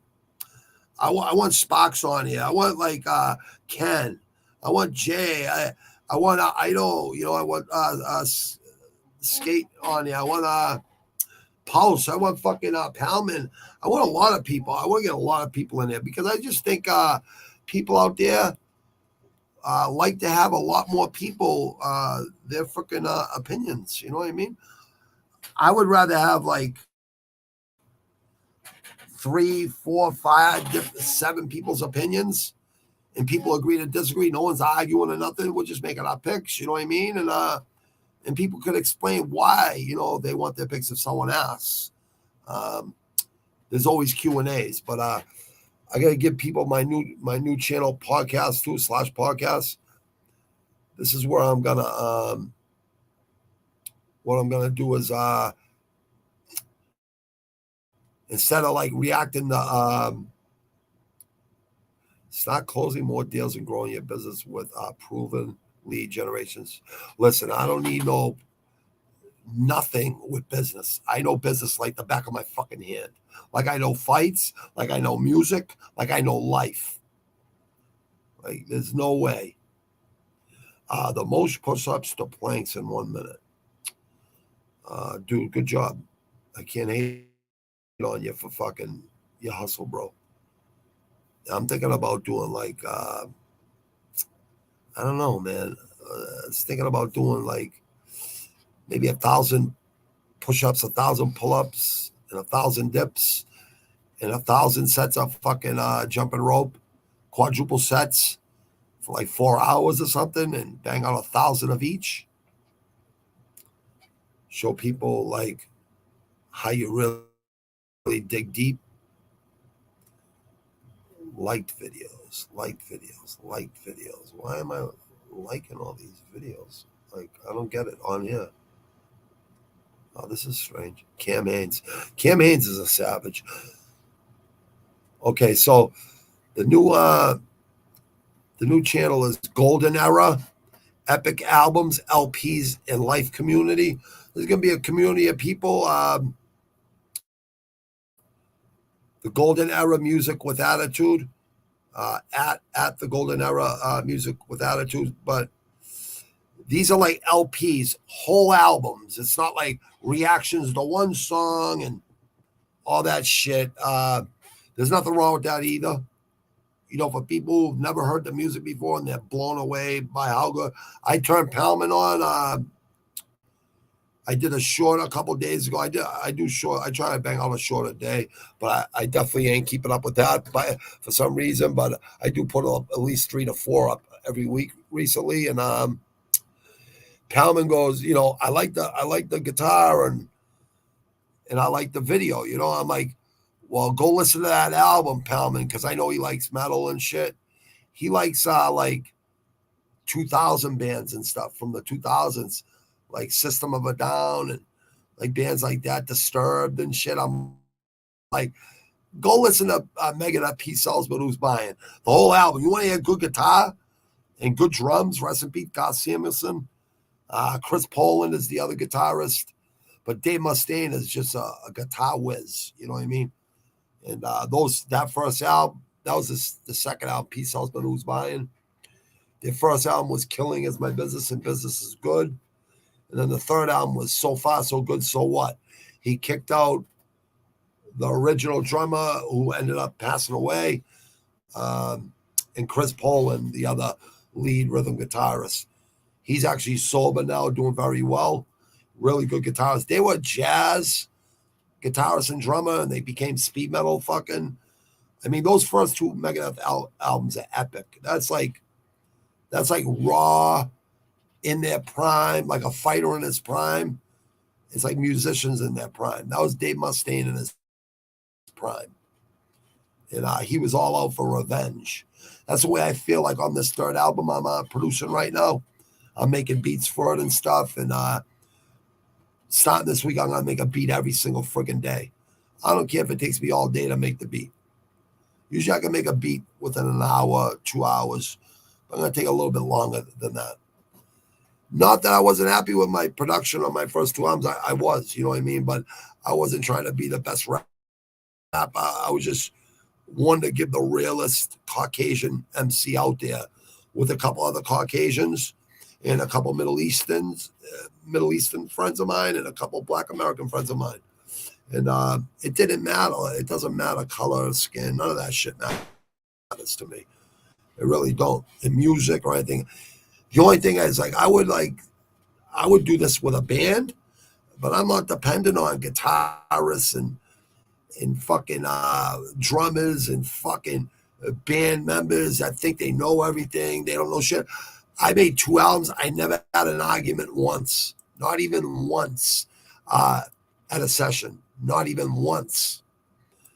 So I played with some friends that are really fucking good too. Great guitarist, a little bit better than average on drums, but he couldn't play every day. If he played every day, it would have been a really, really great drummer. Like, probably fucking like elite drummer. You know, if he had every day to practice, I think he would have been insane.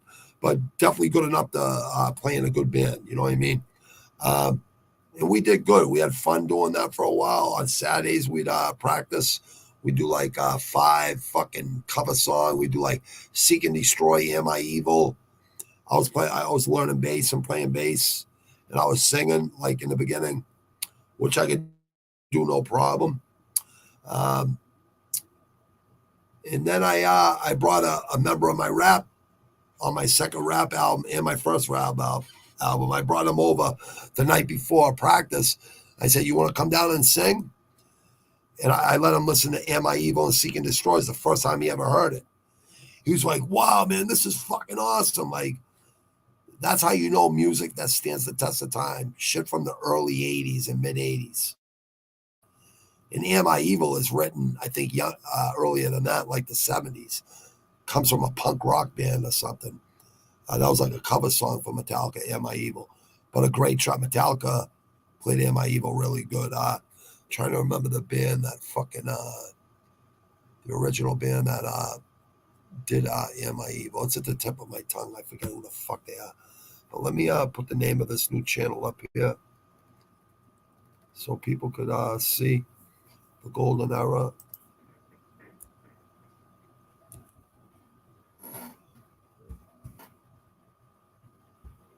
Oh, it's not the...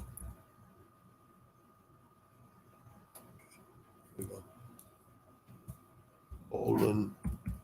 Golden era is like the 70s, 80s, 90s.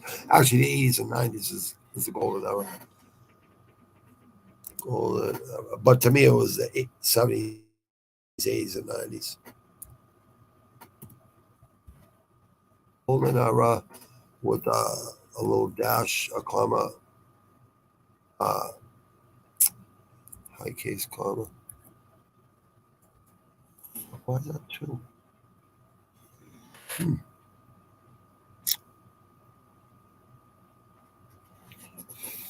That's strange. I don't understand that at all. At all. All right, golden era. This is the new channel. There's another channel.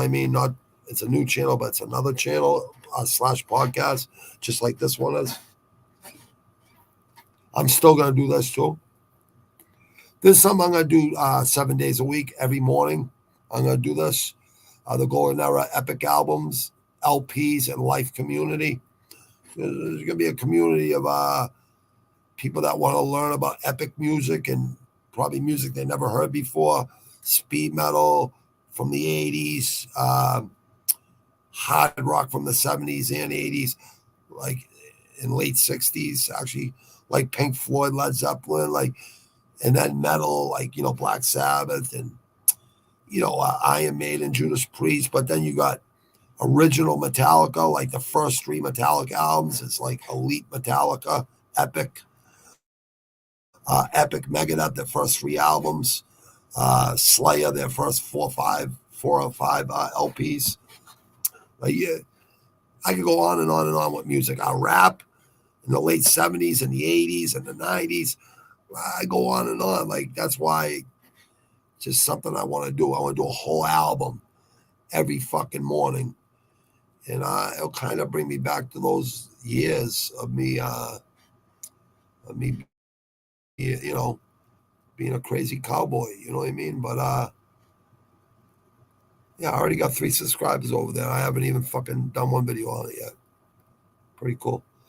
So here it is. I'm putting it here in the chat so people can see. Golden Era Epic Albums. But it's going to be like me talking rants about fucking Boston sports and the teams and who they should get and shit like that. Give the fucking GMs a hard time. And the fucking Boston fucking media a hard time because they suck too. Fucking Felger and Maz, 2 fucking useless fucking. They talk shit about the players, but they couldn't do better themselves. And I guess we're all gonna bitch and complain about certain things. You know what I mean? I'm not hating on that hustle. I'm just saying they're not. I don't know. I guess people kiss a lot of ass in this fucking world. I don't know how people get their fucking jobs.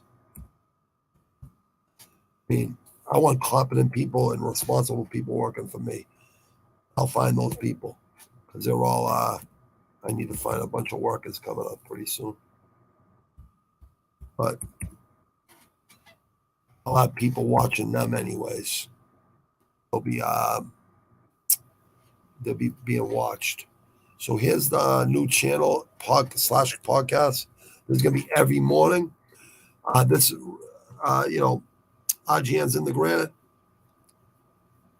617. This is gonna be Tuesday, Thursday, and Saturdays, like it always is, but probably Tuesday, Thursday, and Fridays, because Fridays is Savage Inc. picks. I don't want to let anyone down there. I'm close to 1,000 wins and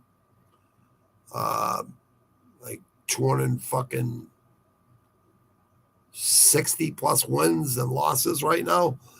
Because I had 3 boxing matches I won on. I had 3 1 FC championship fights I had wins on. 3-0 on both of them. So I was 6, 8, 9, 10, 11, 12. I was 12-6 this week. So it's like double the amount of wins and fucking losses this week. And that's the whole card, the whole UFC card. I'll just pick a couple fights. It's like the prelims, the later prelims, and the mid prelims, and then the main card. So I'm picking every single fucking fight. At the end of this month, it'll be 2 years on Tapology. Shout out to Tapology. So, the fuck is RMC Sports? Oh, okay. Oh, they're showing the Fight Night tonight on YouTube. LPs and live community. So there it is right there. There's the new let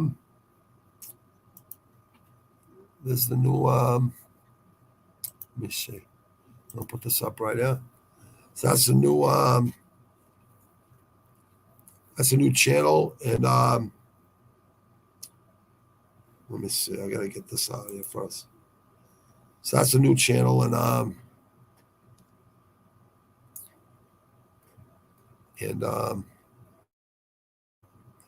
podcast. That's gonna be every morning. Every morning, start Monday. It's probably gonna be 6 mornings a week or 5 mornings a week. It's gonna be like Monday through Friday, Monday through Saturday. I was thinking Monday through Sunday, 7 days a week. But you know what? Sometimes you need a day to step back. Like I need Sundays to step back or refresh my mind and refresh my body and heal from training and stuff. Yeah, I'm even gonna go with weightlifting now for a little while. I haven't done it. Like I've been weightlifting, but really lightweight and a lot of, not really light, but lightweight for me. And a lot of reps just repping out because stay shredded for the past 4.5 years. And now I'm going to show people how easy it is to bulk up. And I'll teach people on this one. I'm not just going to do like a little, fucking 5-10 minute clip at the end of my workout. I never really get bad comments or anything. There was this fucking clown. I know who it's coming from too. This kid thinks he's slick. He's like 5,000-6,000 miles away. But when I see this person like face to face, he's gonna have to pay the piper.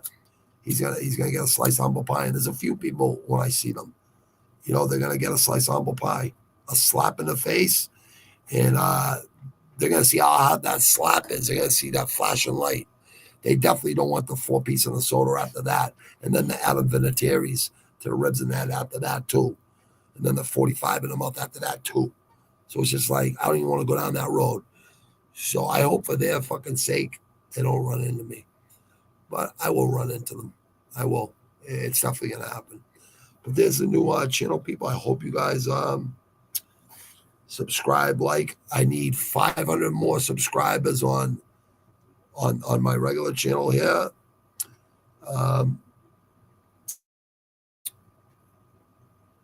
To be monetized, but I can be monetized in other ways with ads and stuff. Getting ads, getting paid for ads at the beginning of my videos and at the end. I don't have to get 1,000 subscribers or anything for that.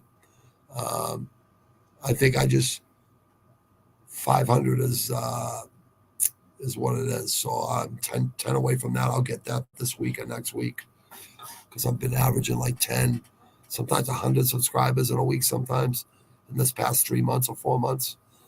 So thank you to all the new subscribers, all the old subscribers since day one. I appreciate you people a lot. And thank you for sticking in there with me. Listen, when I get paid to do this, I'm going to do it a lot better. Like I'm making my 3rd album for the 2nd time. I started in 2016, but got about 5-7 demos. And they were coming out pretty good. But now I'm going to do it on my own. I'm producing it on. I already started producing it. And I got microphones. I got all that. I got interfaces, all that stuff. I'm going to buy a kit, set up for music. That's the reason I'm doing rap, because I can rap. And I did 2 rap albums before, two worldwide rap albums on Discmakers, Reverb Nation, Dat Piff, and the 2nd album was on CD Baby. So CDs are basically irrelevant now. So I just put it on SoundCloud, the whole fucking album. And the first going to be all horrorcore rap. You know what I mean? Horrorcore, like Gravediggers type shit. But it's going to be all me. I'm going to collab with a few people that are really good. But people will be asking me, I want to get on you. I want to get on you. After they hear the first song I put out, release on SoundCloud, because I'm not going to release the album till the end of the year. When I'm done, I'm going to take my time with this album, at least 6 months by myself. And I'm going to put out a song really soon, within the next month or two. Put it out there by the end of the summer. And people are going to be like, yo, man, I got to get in there with you, Bobby. I got to get in there with you, Bobby. No, sorry. You don't ask me to get in there with you when I asked all you guys to get on there with me. You get on the realest fucking white boys fucking albums that you would ever fucking know in your life. And people know it. People know it that are on my albums. They've never even been close to where I've been in my life, in their lives. Not even close.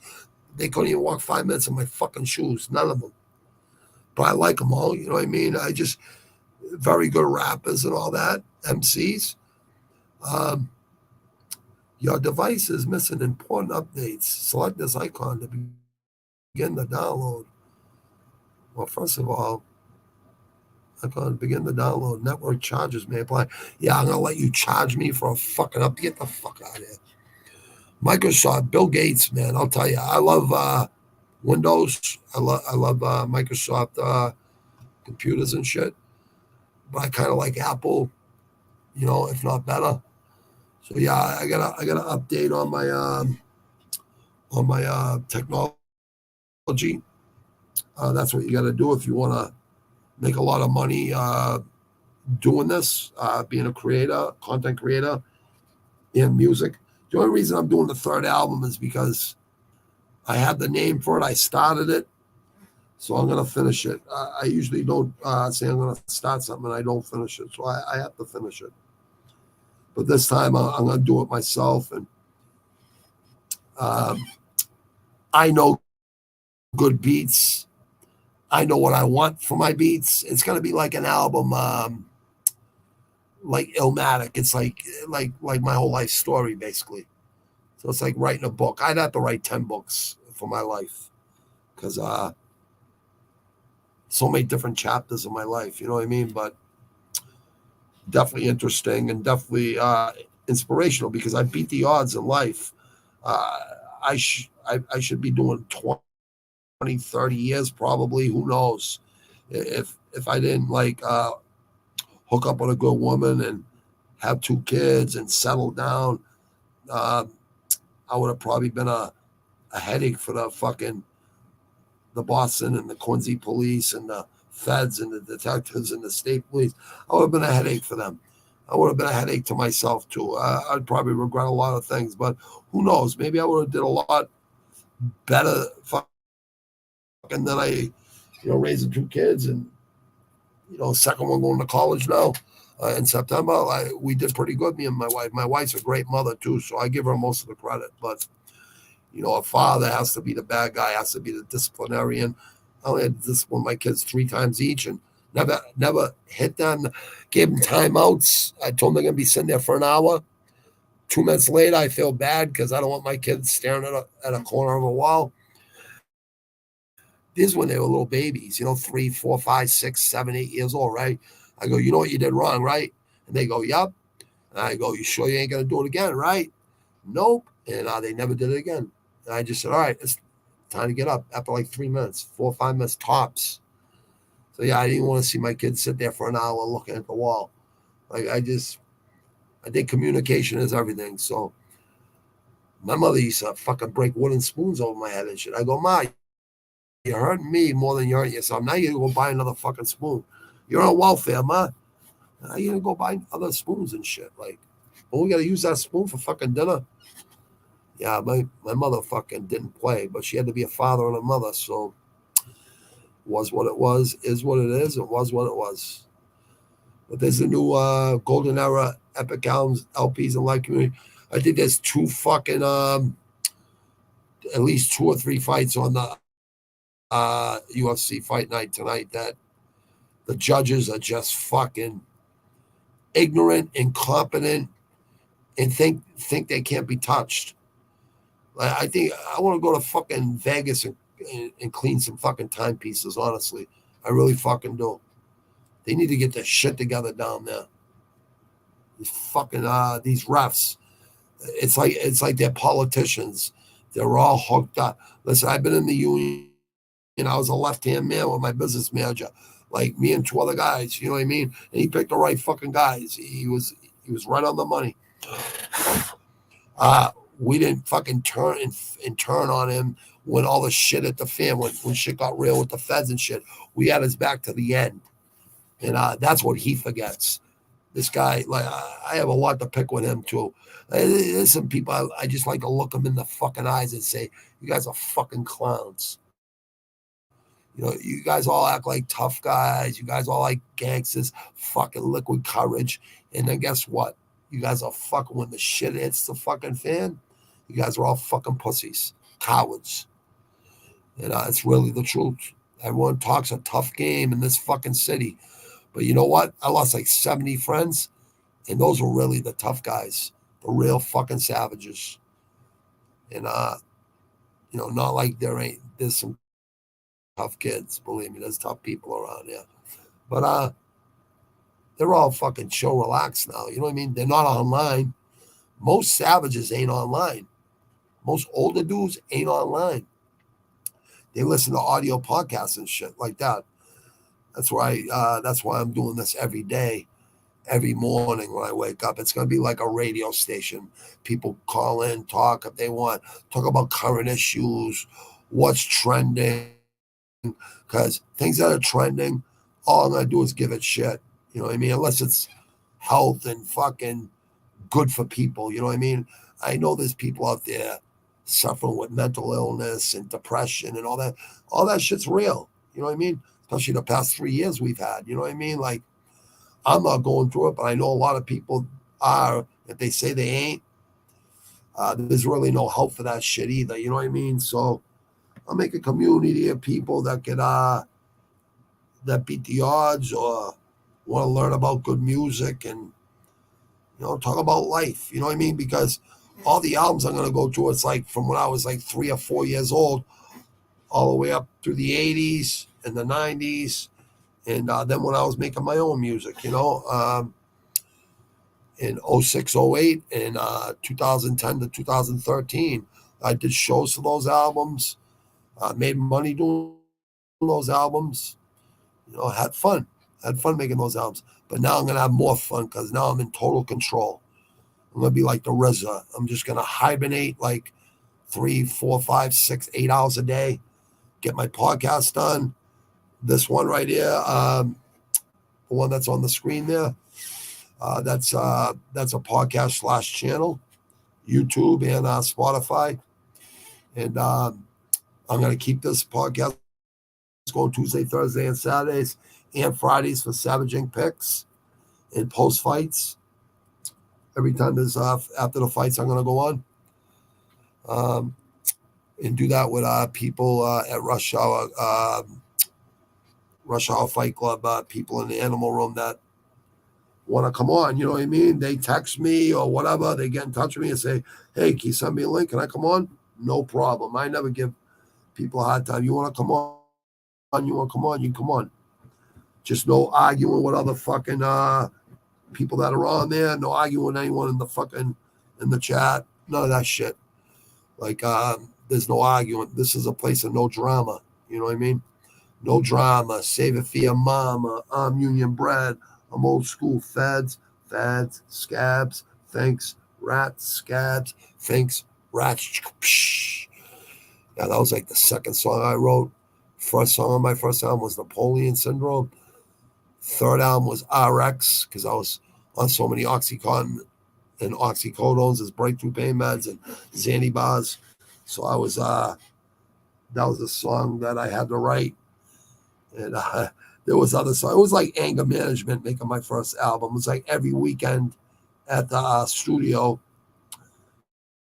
I just go into the booth after my other members of the group would go in there and lay down their verses. It would make me write. Like I'd write right there with the beat. The beat I picked, And the song we picked, that I put together, and they go and do their verses, and it would make me go in there and be that much better, or better than average. It sounded better than stuff I was hearing in 2006, 08, and 2010 to 2013. It just sounded better, and it was more raw, real. You know what I mean? It was like horrorcore. The shit on YouTube that's on there, that one of my group members put up some slideshow videos, and those ain't even my favorite songs. But he said they would do better than some of the other songs, and he was right. So a lot of people liked the songs, but I don't know. I'm into the raw shit. Like I would have rather had like Napoleon Syndrome on there, RX, The Entrance, Wally Era, Ready to Die. Yeah, there was a lot of different songs. I like 28. I think we did like 35 songs for that album. I picked 27 of them with an intro. I think it was an intro and an outro too. So like it was 27. It was like 24, 25 tracks altogether. Second album was just me, the producer. He raps too on both albums. He's a producer. He raps on both the first two albums. Did a really good job. Very professional. So it's just me, him, and Wise Hassan. Dickie Skins from Sick Pup Records and Entertainment. He's a SAG Screen Actors Guild member, so he's been in a lot of movies and stuff. Really good with really good producer, really good rapper, really good MC. Definitely a lot better than I was at the time, you know what I mean? Now, I know I can rap. See, I could do cover songs really good. I could do them just as good as like Chuck D. I could do a lot of Public Enemy shit. I could do a lot of NWA, all their solo stuff, a lot of Wu-Tang. I could do a lot of shit. Cypress Hill. I could do a lot of shit. House of Pain, a lot of it. Beastie Boys. I could do like all the classics. EPMD. I could do them all. Rakim, KRS. I could do them all like pretty much like they do them, right? But when it comes to rapping your own music, it's a whole different thing. I want to be original. I want to sound different. I don't want people to say, "Oh, I know who he was inspired by." I was inspired by a lot of different fucking MCs. I was inspired by a lot of different frontmen and bands since I was like 3-4 years old. So my range goes a whole different direction. So yeah, this album I'm trying to make is really original. I know I'm the realest white MC out there. There's no realer white Caucasian MC than me in Boston, in Massachusetts, in New England, or in matter of fact, in this whole fucking country. I don't think there's no realer white MC than me. Real that actually lived the life that I'm spitting. Selling drugs, doing time, did 2 state bids before I was 26 years old, 19 and 24. I was just very lucky. You know what I mean? I got it all out of me when I was young. Then I smartened the fuck up. Thank God. But yeah, I feel like if you didn't live it, you can't fucking spit it. It's a culture. Rap is a culture. It's a culture of the inner city. And that's where I'm fucking from, the city. I ain't from the suburbs. I'm not from the nice part of the city. I'm from the most blue-collar part of the fucking city. I'm not from the silly parts where everyone thinks their shit don't stink. You know what I mean? 13 different boroughs. It's funny. You go to certain boroughs in Quincy, and they think their shit don't stink. And I put their head up. I'm like, keep that chin up. I'm going to fucking drop you. Fucking just smack you or something. You know what I mean? Just to wake you the fuck up and say, hey, asshole, you think you're better than somebody? You're the farthest thing from better than me. So, yeah, people judging people out there and shit. Listen, we all complain. We all bitch. It's just a human nature, and I do it too. I catch myself doing it. It's kind of like being a hypocrite, and I'll admit it. You know what I mean? But it's very rare that I do that. Someone has to get me going for me to do that. A lot of haters out there. I don't give a fuck. Haters just make me greater. They make me want to work harder and harder and harder and smarter and smarter and smarter. Now I'm just working smarter. I'm always working smarter. I'm always working harder. You'll never hear me politically correct. I don't give a fuck. You could try to be you go out there, you could come on here or come on to a podcast and try to talk like a fucking like a moron on the media, on the news, or be a movie star and look for all kinds of, I don't know, like what people want. They want fame. It's like certain fighters. I'm like, what are you fighting for? Because you're horrible. Like, how the fuck did you make the UFC? Like, how the fuck did you make it in there? Because it doesn't look like you give a fuck at all. All you care about is IG followers and this and that and this and that. I don't think that makes a fighter, a legacy fighter, fights for records and fights to win, to never give up, to train year round like Crawford does. So everyone's saying Spence is going to be Crawford. I'm like, Crawford trains all year round, not in between fights. He has a championship mentality. He trains year round, changes up his training routines every fucking month, like he's supposed to do, shock your body. And I watch him training for this fight, man. Errol Spence, I love Errol Spence. I think he's one of the best talents this generation has seen. But Crawford, there's levels to this shit. And this is why all these guys got to fight each other. They all got to make a lot of money and find out really who the best is. You know what I mean? And Spence loses, which I think he's gonna. I believe Crawford beats him. I want to see Crawford fight fucking Canelo. I really do, but I guess Crawford doesn't want to go up the high in weight, I guess, or something like that. I forget what it is. But I think Canelo beats everybody at in his weight division. I think he can fight at middleweight, no problem. I don't know why he doesn't. Maybe he will after this fight, after he beats Errol Spence. Because after he beats Errol Spence, he's beaten every elite guy in that division. I don't see anyone else that's going to give him any more of a challenge than the people he's already fought.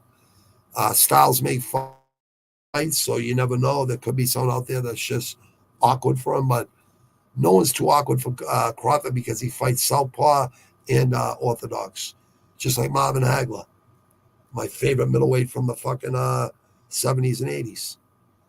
He was like my favorite boxer next to a dear friend of mine. A dear friend of mine was my favorite in Hagler. And then the 80s came, and it was Mike Tyson. After Hagler lost to Sugar Ray Leonard when he didn't even lose, when the judges said he lost. Yeah, the judges in fucking Vegas, I say this right to your faces, and I'm probably going to come down there and say it to your faces anyways. You guys suck.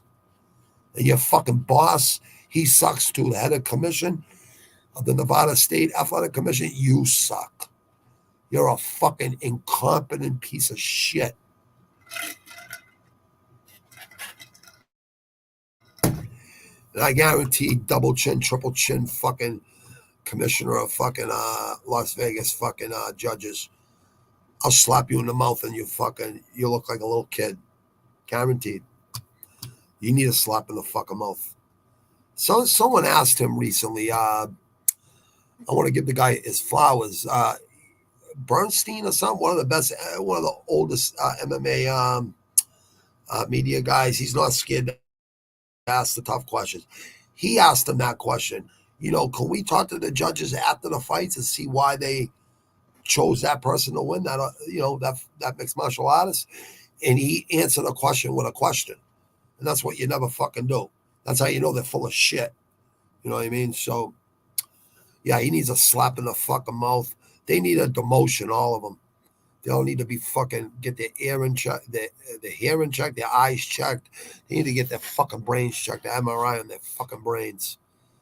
I swear to God, some people need to go clean some fucking timepieces in fucking Vegas. I swear to Christ. People, go subscribe here, please. Subscribe to IGN's in the Granite 617. No one's going to outwork me out there. Nobody. Like, I can commentate fights, but I don't want to commentate fights. My boy does that. I like him doing it. I just like watching the fights. I like recording. certain parts of the fights. You know what I mean? Like good knockouts and stuff like that. Put them up on shorts and stuff and reels, just to get people, 60 seconds or 30 to 60 seconds of some fucking knockout mechanisms or some pretty amazing fucking shit. I got a lot of shorts on my channel /podcast, because it's not just on YouTube, it's on every podcast app. This is all going through Spotify, iTunes, Apple Podcasts, Podcast Addict, all the podcast apps, every single one of them. So definitely subscribe, like, share, but definitely like and subscribe, because that helps me out so fucking much. And this is something I want to do for the next 20 fucking years, is a podcast. That's my biggest passion. Talking fights, breaking down fights. Once I get the 1,000 subscribers and everything, and I get the really good sponsorship deals I'm looking for, I've been hashtagging these businesses, these companies, and I'll only take sponsors that I actually believe in their products. So I'm not gonna recommend products to anyone that subscribes to me. I'm not gonna lie to you. I'm only gonna give you the truth there. But anyways, I'm gonna end this one with another good track. Might as well, because this is what I do. I know YouTube fucking has been good to me about this, but I think they're coming down on me a little bit. I don't know. I'm just fucking what's it called? I'm just promoting fucking bands or groups that haven't been promoted in fucking 10, 20 years. I played Master Ace at the end of fucking earlier today. No one probably even knows who Master fucking Ace is.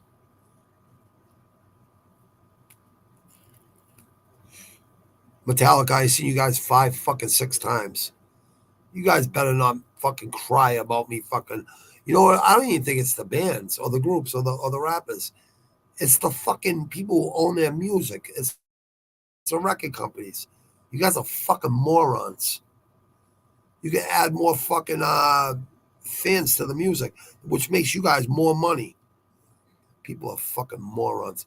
This is one of the most underrated MCs right there. Yeah, this is one of the most. You know what? For my Brazilian friends out there, no, I can't, because that's Warner Brothers. All right, this is Jizza, GZA, called Paper Plate. 50 Cent disc with interlude. This is 13 years ago. Jizza, one of the most underrated MCs on the fucking planet. Or I could do You God, featuring Jizza and Jackpot Scotty Waddy.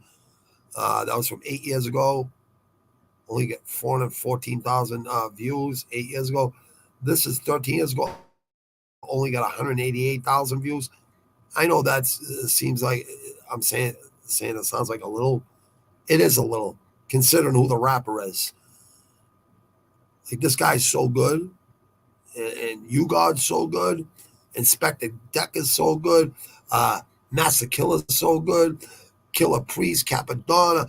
There's so many people that are so good, and fucking Killer Army, Sons of Man, Gravediggers.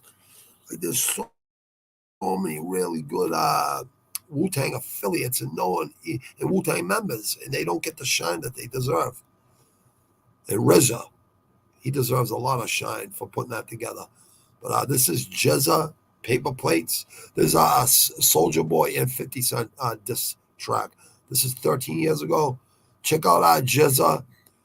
Jizza's first solo album, Liquid Swords. Not his first album he ever did, solo album before he was in Wu-Tang. When he was in Wu-Tang, his first, right after Enter the 36 Chambers, Jizza, Liquid Swords was made. Ghostface Killer's Iron Man was made. Raekwon's Only Built for Cuban Links was made. And Old Dirty Bastards Return to the 36 Chambers. That's one of the most hardcore albums ever. And one more, Method Man to Cal. Method Man's first solo album. And then it was RZA's first solo album. RZA live in stereo as Bobby Digital. All right, so Jizza, Paper Plate, 50 Cent, Soulja Boy Disc with interlude. This is pretty dope. Oh, dude, shut the fuck. Sorry. No, I'm not trying to be an asshole to you, dude. It's nothing personal. All right, here we go.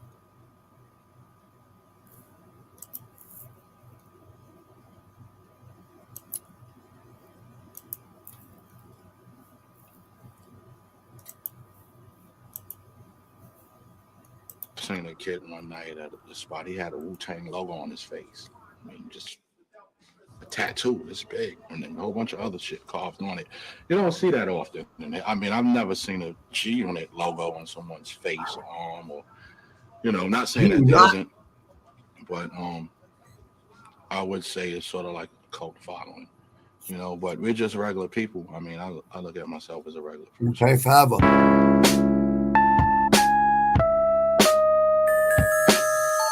Most underrated. You ever seen someone who roll with Mayweather? Rhyme like Ricky Hatton, smash whatever you throw, thousands what I'm batting. Got a few books with no jazz. Took them out your corn dog books and notepads. I get it. You got rich robbing those in the industry. Bite off this one, steal from your enemy. Never try to play the hottest one out your camp. You might step off and take half the juice from your amp. Enough to make you vogue when they cover a GQ. Only missing the sheer blouse, homie, you see through. Stop sipping on that Formula 50. They want heat, I give it to them burnt and crispy. Rhymes too short to box with God, so stretch it. Especially these overrated raps that fetches. I told you if I rain, there'll be an eternal drizzle. Woodwork strips being chipped with sharp chisels. One verse shatter your spine and crush your spirit. No matter what, you still window shop for lyrics. If you was a pimp, put chicks on the stroll, and if those soldiers give them bigger guns to hold, you shot ya. You don't have enough on your roster. You move like a fed, but you talk like a mobster. That yo you slinging, please abort it. Too many cuts on it, cokeheads they won't snort it. Spray the flea unit with pesticides. You can get your best ghost riders, get them all to testify. Have you ever been stung by 1,000 hornets, 500 killer bees, buzzing and really on it? Whip the Cuban links, cut with liquid swords, choke by Iron Man till we crush your vocal cords. You ain't nothing but a pig in a blanket. Hog head, the deadliest food at the banquet. All this rap crap that's trapped in your colon only means get rid of the whack shit you're holding. Sweet tooth dudes stay out the candy shop. You ain't got a handcuff them to see the panties drop. A few cats is looking for a rat and cheese. Got something to pitch, they all swing a bat with ease. Get your ankles broke by doing your two-step. Leave a thank you note for the crutches the bull left. Proactive rap, you know they put drug in the cream. You hallucinate, you see Kanye in your dream. And yo, I don't smoke dust, I dust off Smokey and the bandits with the brush stroke off the canvas. I walk on your gators and lizards, raise the links that was killed for your minks. You be rocking in blizzards. Wanna be copped till you walk the D block and get a transfer, spread your wings like peacocks. I was an MC when you was in Nutsville. On a world tour, you was getting your guts real. 10 years of singing, but I flow like I'm 21. Straight from Medina, with the massive mini sons. Supernova, give off gamma ray bursts. And I'll finish this, only cause I let off first. What's up? Jizza, salute, respect, brother. Thank forever. There you go. There you have it, Jizza, to end the show. Morning, Palman. Morning. It's it's 3:29 in the morning here, brother. Morning, Palman, brother. Good to see you up, brother. Yeah, I'm just ending, bro. Right up here, brother. That's the name of my second podcast and album, brother. I mean, second podcast channel. I start that Monday. I'm going to do Monday through Fridays every morning, early in the morning here. Between 4 and 8 or something in the morning here. But I'll still do in the RGNs in the Granite 617 Tuesday, Thursday, and Friday and Saturdays post fights. But this is my second channel / podcast. Yeah, we just went over Idaho. Joined me earlier, and you had a couple good picks today, Palman. You did good, brother. I I had 3 wins on. I'll show you real quick, bro, because you're here. Might as well show you, bro. Yeah, I had 3 wins on boxing. So right there, yeah. Hold on. Those were all wins. These 3 are the wins. The last 3 fights of the card.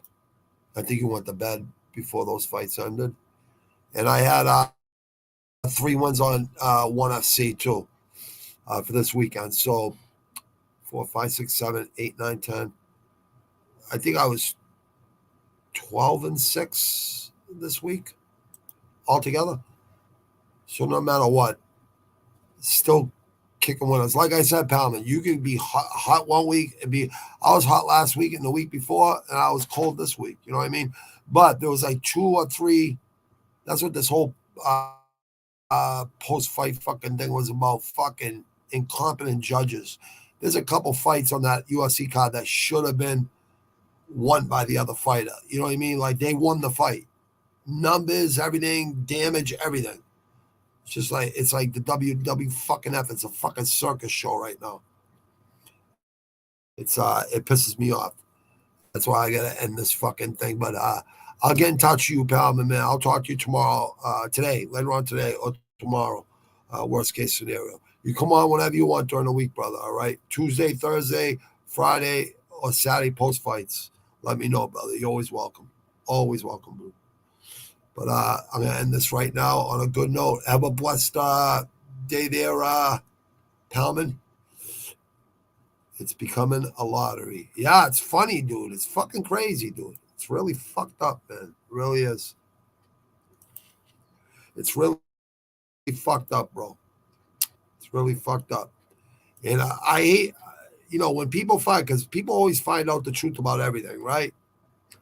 I don't know what boxing's going to say, because the Mafia ain't running fucking boxing no more. It's Bob Arum and fucking Frank Warren and a couple fucking young fucking promoters, Oscar De La Hoya and Hopkins. Come on, man. I'll go down there with 10 fucking guys and we'll make it fucking fair. Unionize the boxers, unionize the fucking mixed martial artists. What's Dana White gonna fucking do? What are they gonna fucking do when 10 fucking Boston fucking guys go down there? They ain't gonna do shit. They ain't gonna do shit. We ain't rats like Whitey Bulger, none of that shit. Guys that know how to run a union and know how to fucking get the fucking people taken care of for the rest of their careers.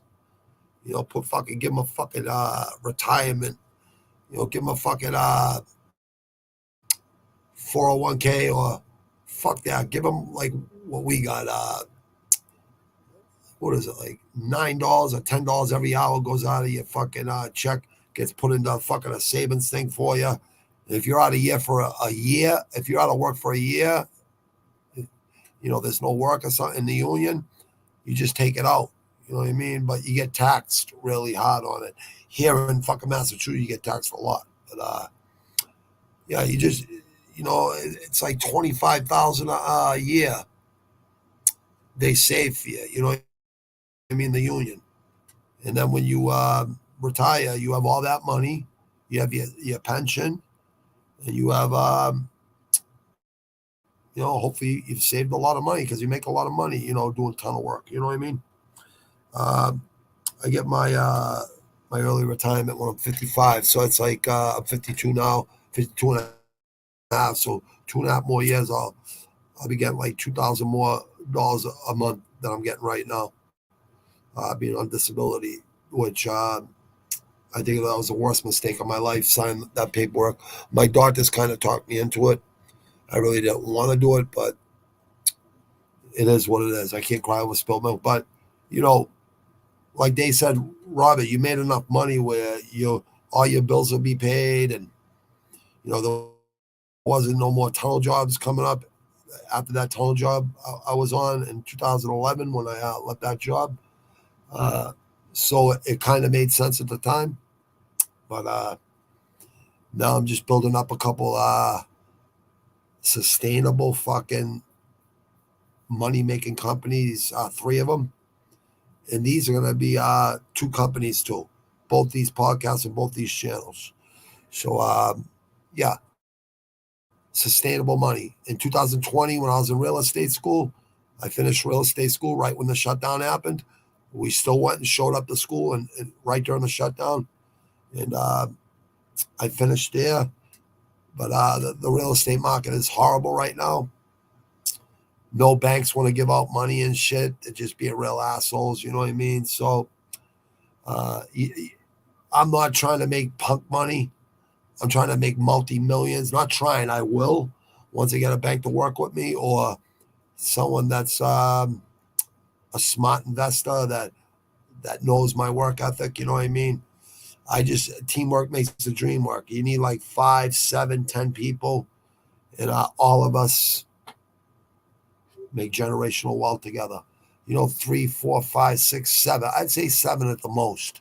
Maybe 7's a little too much. Maybe more like 5 or 7, 4 or 7. That's all you really need. You need people with the same goals as yourself. It's like fighters. Iron sharpens iron. You want to be in gyms where guys are as good as you or better than you. That's how you're going to get better. It's like sports. When I was a young kid playing sports, I was always playing with older kids because I could run faster than all of them. And I love sports. So they always knew I was down to play. So pick up games every single fucking day.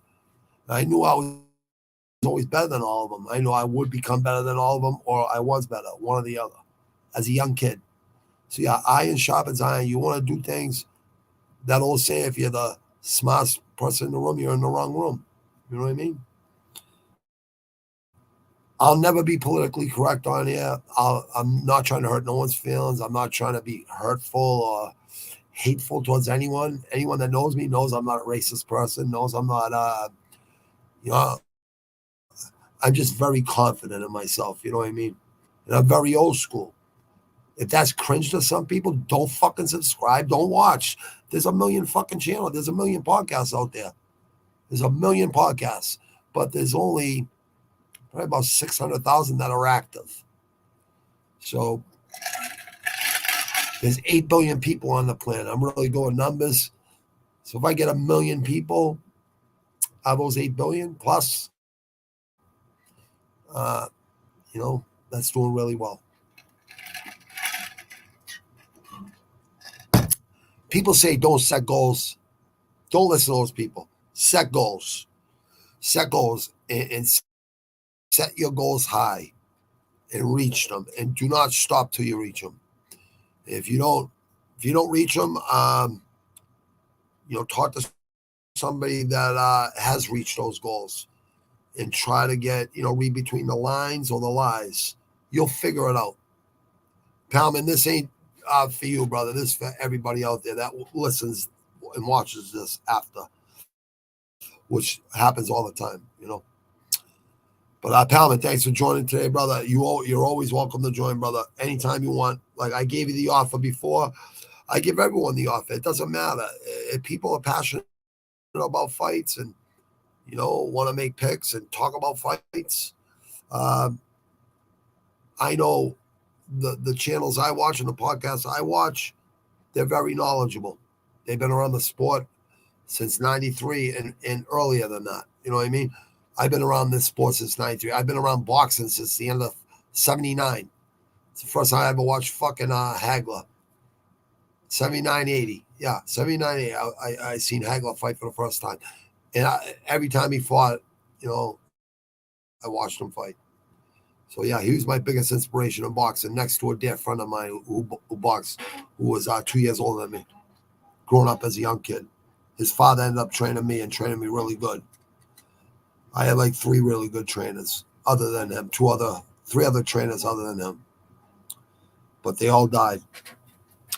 God bless their souls. Really good people. Palman, have a great day, a blessed day, brother. Everyone out there, have a blessed day. Please subscribe, like, share. It helps out a lot. I want to start getting paid by YouTube. Monetized. I need to be monetized because I'm going to do this a lot better when I get monetized. I'm putting money into new tech. I just learned all this new tech. I just learned all tech, period, the past couple of years. It's called Golden Era Epic Albums, LPs, and Life Community. It's like a community of people that trying to learn old music. Palman, I hooked you up with a really good album, bro. Peace Husband Who's Buying. Go listen to their first album, Killing Is My Business and Business Is Good. That's Dave Mustaine was looking for revenge for getting kicked out of Metallica because he was Metallica's original lead guitarist. I didn't know if you knew that.